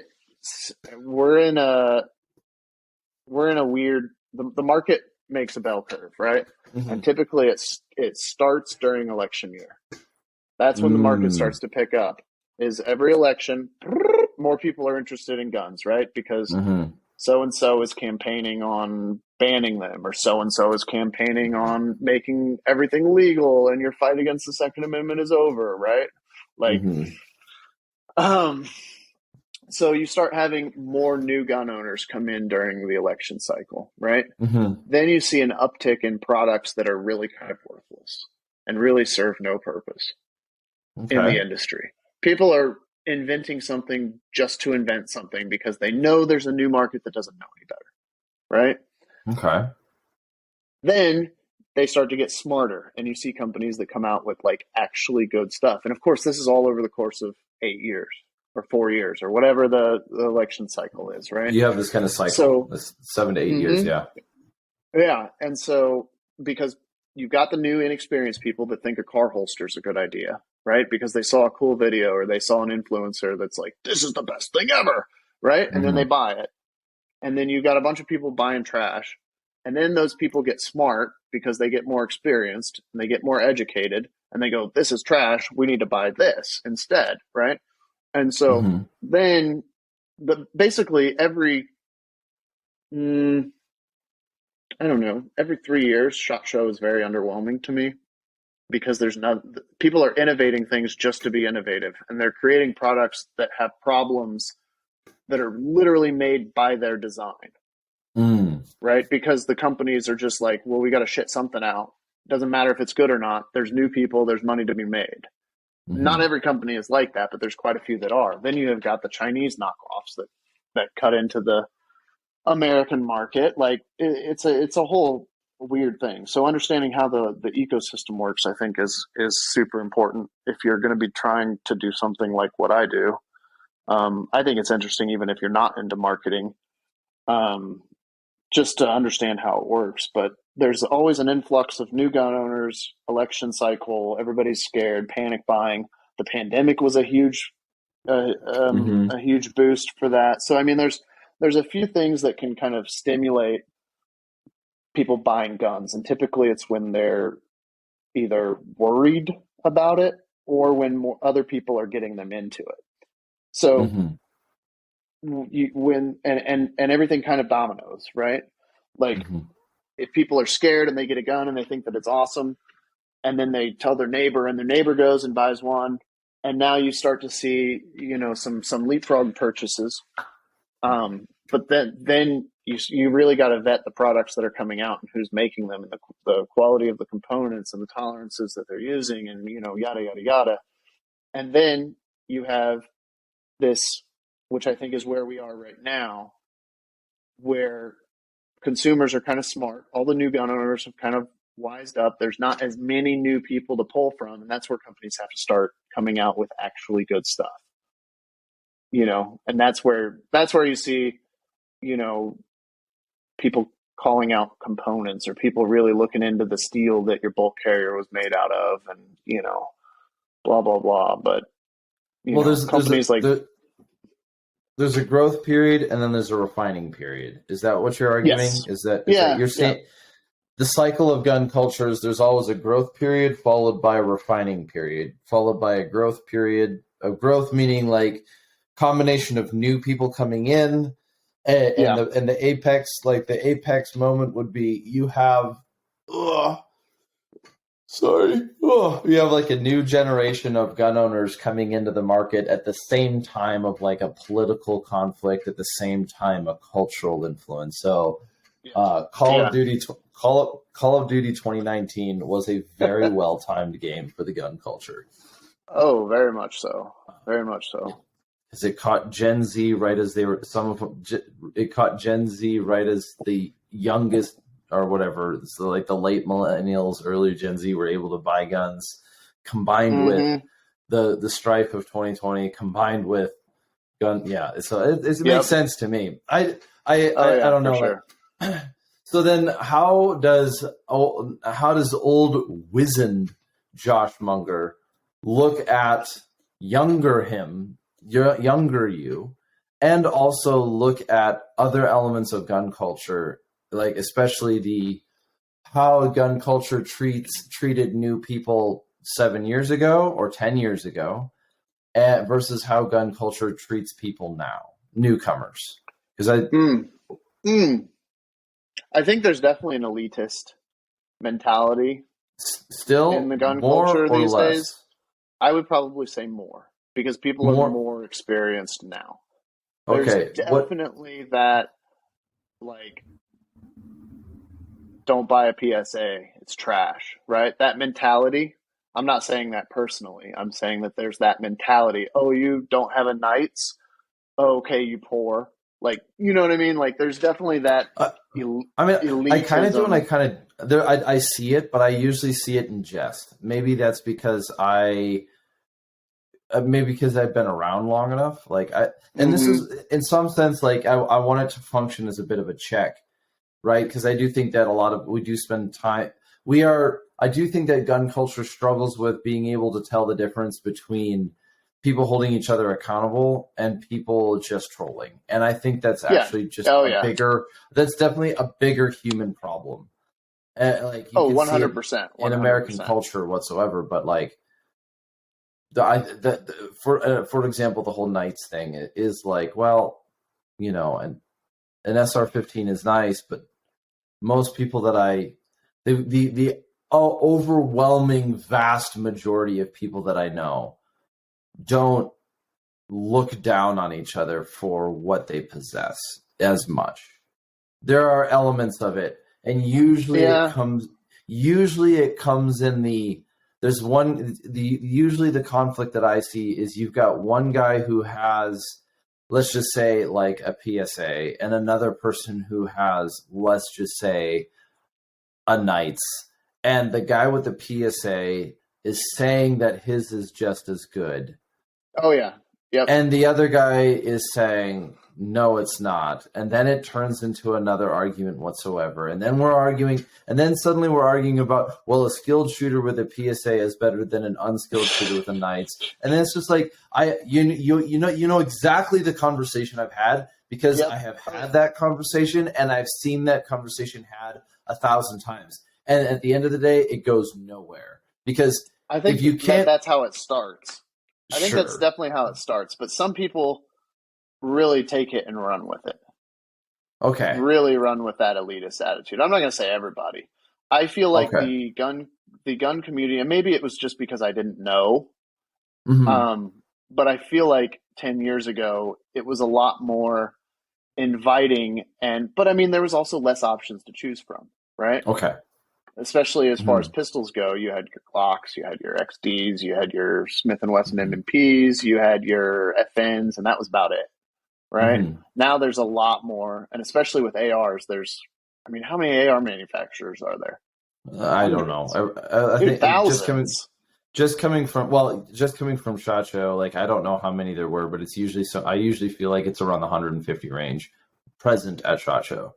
And that's just easily, SHOT Show. It's easily more. It's probably because, like, what I think, was it last year SHOT Show had something like 1,600 exhibitors. This year there were definitely more. You know what I mean? So, like, yeah, for sure, at least 200 that were present at the show, and that's 200 that have a line that is at least a completed AR. Right. So that's what I'm saying is, like, some of the elitism may have come with the added variation in products. You know what I mean? Okay. But I don't know. I think. Do you see the elitism side coming more from the manufacturing end and the industry side, or more from the culture side? It's definitely from the culture side. It's definitely from the culture side, because people have to defend their monetary investment. So you can have that on both ends, where you have somebody that just spent $800 on a PSA who doesn't understand machining tolerances and doesn't understand, proper head spacing and why it's important. And you tell them that they just spent $800 on trash. Right? Great introduction, by the way. Not a good move. No, not at all. But then you have the butting heads there. They don't understand. Somebody else just spent $2,500 or $7,000 on a rifle, and now they have to feel like they're the big dick in the room. So the only way they know how to do that is by being toxic to somebody else. So it's a weird, and then everybody's a freaking expert on social media, a tactics expert, I should say. So you could have the best rifle in the world, but if your footwork is trash, somebody's going to call you out on it. Some guy that literally his experience is playing the Bravo 6 Going Dark Call of Duty level. Like, you're like, who the hell are you, dude? It's a weird time, because now everybody's an expert. It's very strange. I get the feeling that that's a little bit more metacultural than it is gun culture, but it's definitely present. Like, but it also, but also, like, I am again back into an optimist. I think we're getting wiser about that. Like, that guy's just a troll. I think so. Don't let it bother you. Like, most people just ignore them anyway, or be like, bro, like, why do you care so much that you're commenting on my page? I always tell people to build application-based builds whenever they ask me for advice, or, because I get asked fairly frequently, hey, what do you think about this? What should I get? Is this a good suppressor? Is this a good barrel length? Is this, blah, blah, blah, blah, blah. I always respond with, what are you using it for? And what's your budget? Right? Because if you're like, hey, I'm going to go shoot a paper target twice a year, total of 50 rounds, then that PSA is probably just what you need, right? Mm-hmm. If you're kicking indoors and you're serving warrants and you're busting meth labs, or you're going overseas and doing raids, or you're, you know, whatever, that PSA probably is not what you want to bet your life on. Mm-hmm. But your budget is probably going to be a lot higher if you're doing that. But then you Yeah. have the people that are like, this is my home defense gun. It's like, why would Mm-hmm. you not want that thing? I want to make sure that my gun that's by my bed, or, that I'm going to grab when I hear something go bump, that better be the best quality AR that I've got, because I'm Mm-hmm. in my home more than anything else. But I don't know. It's a weird, and then you give Well, somebody exactly the best advice, and then they go, "Oh yeah, I bought something else, completely different." You're like, okay, why did so I waste my time? we need to make a very hard distinction here, because there is an element within gun culture where people ask for your advice about something after they've already made their purchase, and it's like, look, dude, like, and it is not common, but that is a very distinct thing. Like, It happens. it happens, and that's a very, like, it happens. I don't need to make that a big, we don't need to make a big deal about it. But when you ask for opinion as justification, like, Mm-hmm. okay, man, like, I don't know how to help you, and it's okay. I'm really bad about not being able to control my face. So like when somebody's like, "Look at what I just bought," and I'm not gonna like list any manufacturers or like throw anybody under the bus, but if it's something that like I'm like, you know what I mean? Like you just can't. I can't control my oh, face. oh, you sweet summer child. Yeah, oh, bless your heart is the Bless yeah. her. Oh, you That's the Georgia Southern boy. way of saying you Yeah. idiot. Yeah, Yeah. well, So yeah, I no, mean, I'm okay, it doesn't need to be derogatory, though. It doesn't need to be derogatory, because, like, no, dude, I've been that guy. Like, I have Mhm. been that guy where it's like, Yeah. oh, my first handgun was an H&K USP 45 compact. And it was You did better because than I did. yeah, well, I had the mentality of, 45's got more knockdown power, right? And as soon, like, the Yeah, moment I decided that I was like, the moment I was like, I'm going to start shooting competitions, I sold it right away. And it's like, do I of regret course. selling that? Do I regret selling that gun? Not really. From a Not practical really. standpoint, no. But from like I a w- history standpoint, that's a cool gun. yeah, it is. Um, like it was, and I wouldn't mind getting, another one, but like it was, but the point was, um, I am very thankful that my interactions with people sometimes were pretty brutal, but Yeah. sometimes they're a little bit more, assertive and aggressive, and like but it's other times, like, I am look, we're all people, we're going to make mistakes. Some people that are I'm not saying underneath you isn't like a hierarchy way, but sometimes we're looking down or back or whatever you want to call it. We're looking at Yeah. people in gun culture who are figuring things out, and the best thing that we can do is give advice. And sometimes sometimes that advice is not warranted. Like, we're human beings, but I think we're There's getting also better at it. a lot of lore in the gun industry too. Like you were Yes, saying, there like is. the 45 stopping power, knockdown power. Like yeah, Well, if you're no, comparing that's full myth, metal not lore. jackets, That's well myth, yeah, not I lore. guess myth and lore. I guess I'm kind of paralleling the two in this example. But Hmm. like Myth there's a has lot of people implication of that it not being correlating to reality, but okay, we're right, not having. okay. So but there's a lot of that is what I'm Hmm. saying, Oh, for sure. where it's almost like because when people made that rule, like everybody was just using ball ammo, and a 45 hole is bigger than a 9 mil hole. But Hmm. when you combine the velocity of the 9 mil, right, with the expansion of the hollow point, you know, I don't want to get into ballistics and stuff, but Hmm. obviously it's been proven wrong. But at one point, it was true, right? Hmm. Yeah. For the Well, most relatively, I've got Jeff Cooper's book on my shelf, right? I've read some of Jeff Cooper's books, and a lot of what people refer to as FUD lore has come from Jeff yeah, Cooper, which was true at a time and may not be the yep, same now. right. But It's just an opinion that hasn't advanced with technology. but you don't read Jeff Cooper to try to understand ballistics coming out of a Glock 17 or whatever. You know what I mean? Like there's Yeah. things to be gleaned from it, and wisdom is being able to read through it. Now, there was one Right. thing I wanted to get back to, because it kind of ties what we started talking about to what we were just talking about on, some parts of the gun of gun culture and purchasing and not purchasing, but like, the things that we have.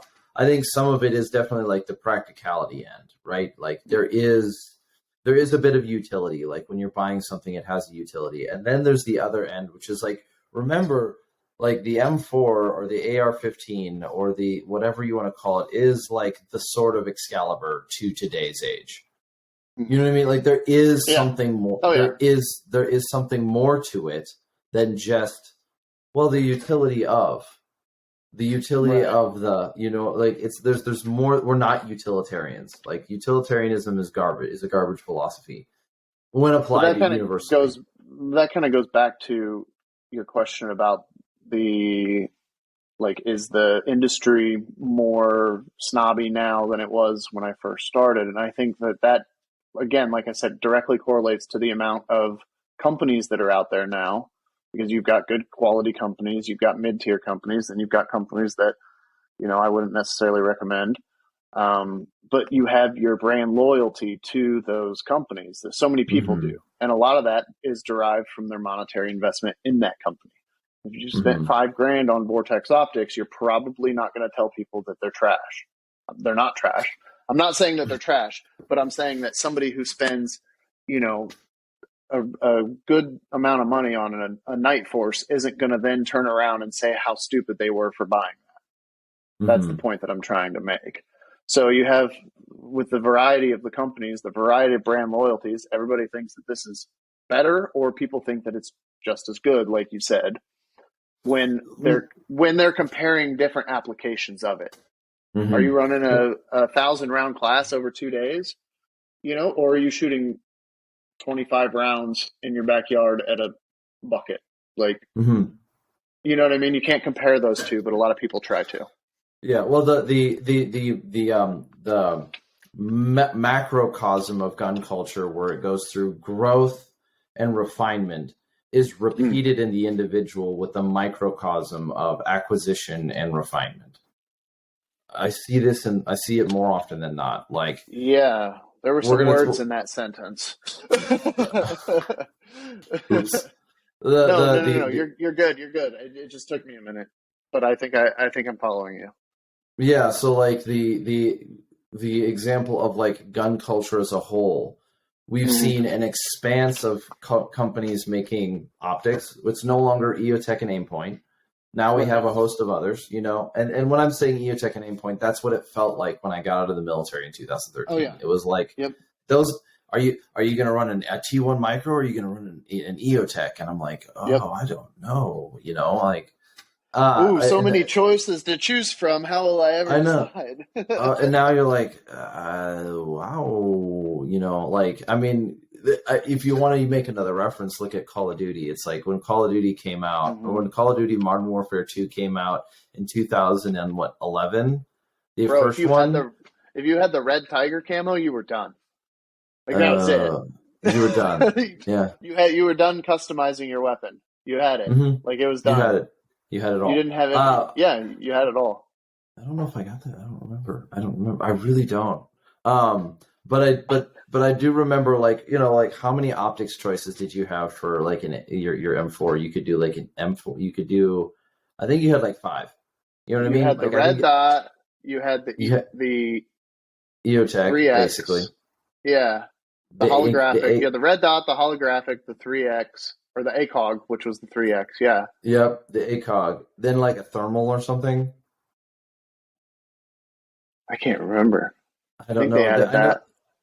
I know they have the remake out, but the remake doesn't. I'm pretty sure you could get a thermal, but and then you could do like the heartbeat sensor attached or something like that. But like, my point is, there were like 3 to 5 choices. You know what I mean? Very like, minimal. You could do iron. You could either just use the irons.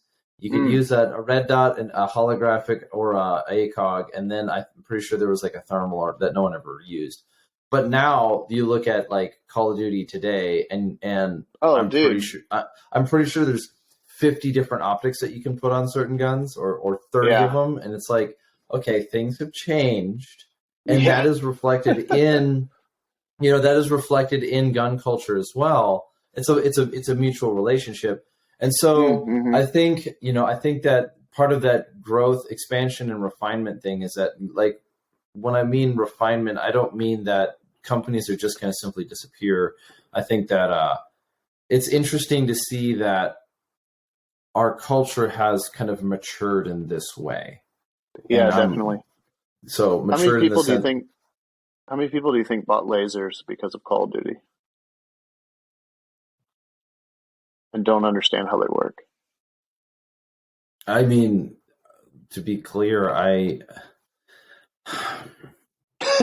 what do you mean don't understand how they work? That's where I'm going to Jordan Peterson you right here. What do you mean work? What does work mean? What does mean? I know that's the last thing he wants to be remembered for, but don't understand the difference between a converging and parallel zero, and only use the visible setting. That's the group of people that I'm going to put. Okay, so like that, you're talking about someone who buys a laser with no intention of using it for its night vision application. Yeah, maybe 2%. It's what? The cost of entry is too high. At best, if you're going to do that, then go buy an airsoft one that's going to cost you $200 or $150. You're going to get the aesthetic and all the application because I mean, this is where we've gotten better. You put a red dot laser on a visible laser on your gun in 1999, and you were a ninja, or you know what I mean, like, or maybe even like 2005. And I'm talking about like you had a suppressor and you were James Bond, or Splinter Cell, right? Yeah, it's just this very like Splinter Cell era. Like I had a laser on my gun and it was cool. It's like but now I think most people are much more aware. Not aware in like in the woke sense. I mean aware in the sense of like, no, a laser has its purpose, and you know that it's like, does it look cool? Yes, dude. Like, did I have a PEC 15 on my rifle before I had night vision? Yes, I did, and part of it was because I was flexing, but. And I mean, I'm only being partly facetious. Like I'm more so. My point was more so. I wonder how many purchases were inspired by Call of Duty without understanding of the application. I think that you could say every single purchase that was purchased on the basis of Call of Duty was without a full understanding, but that doesn't make it a problem. No, like, not at all. I'm not saying that I'm not trying to gatekeep here or anything like that, or sound like an elitist. I'm just curious about how many people bought something because they thought that that's how it worked in a video game or something. You know what I mean? And then got into I myself am 100% included in that category.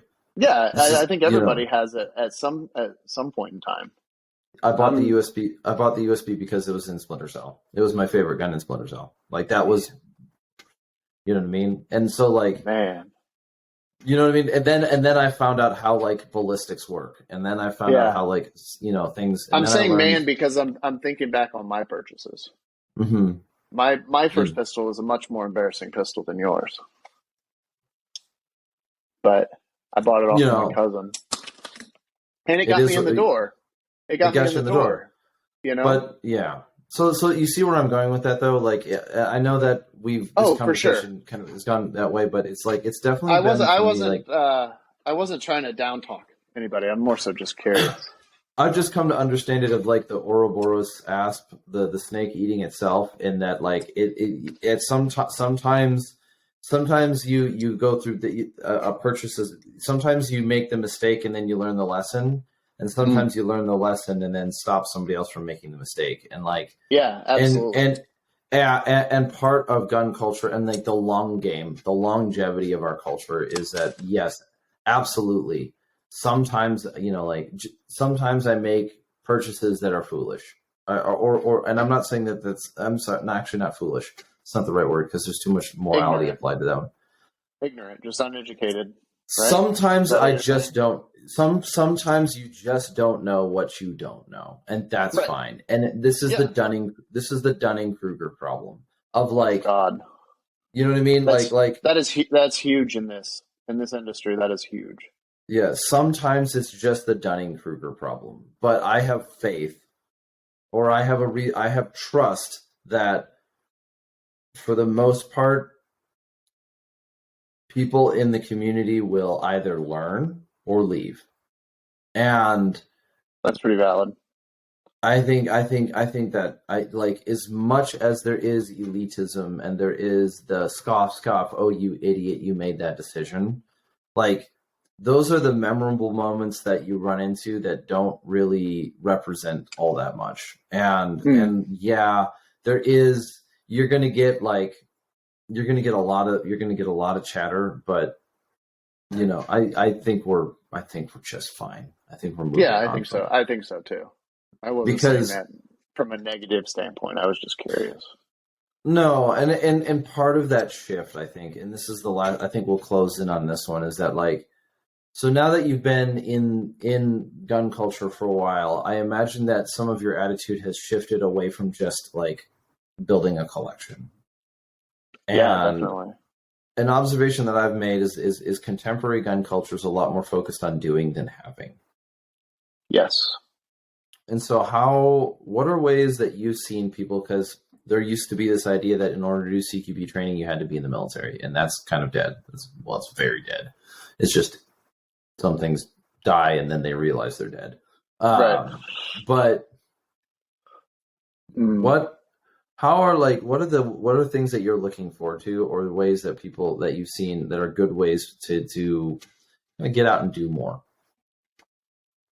So I think classes is one of the big things. Going to a good and reputable instructor, and getting trigger time with people that can actually improve your skill sets, and correct your scars, your training scars, because we all have those.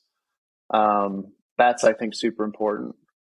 I think just the community of having people that are interested in the same thing, the same things that you are, is huge.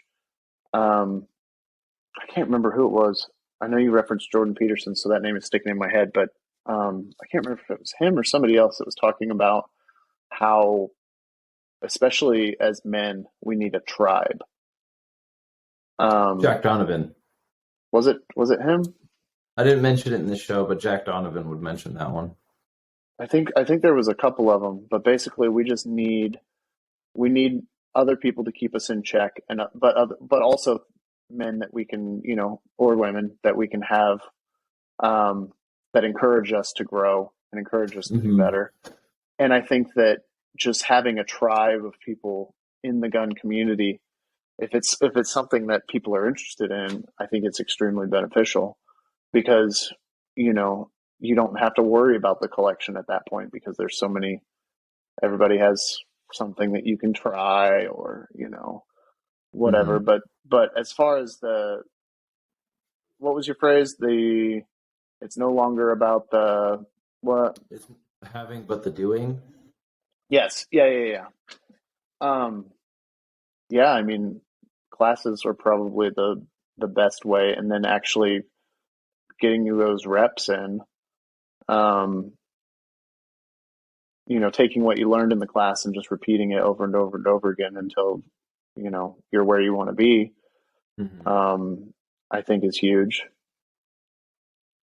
So, but then taking what you do have and being able to apply your fundamentals and the skills that you learn in a classroom setting, or there's a lot that people can pick up from observing, which I think is where like YouTube has helped a lot, or at least has shown people like, this is what you could be capable of. Come out to a class, we'll show you how to do it. You know what I mean? I'm not saying that YouTube is a replacement for range time, by any means.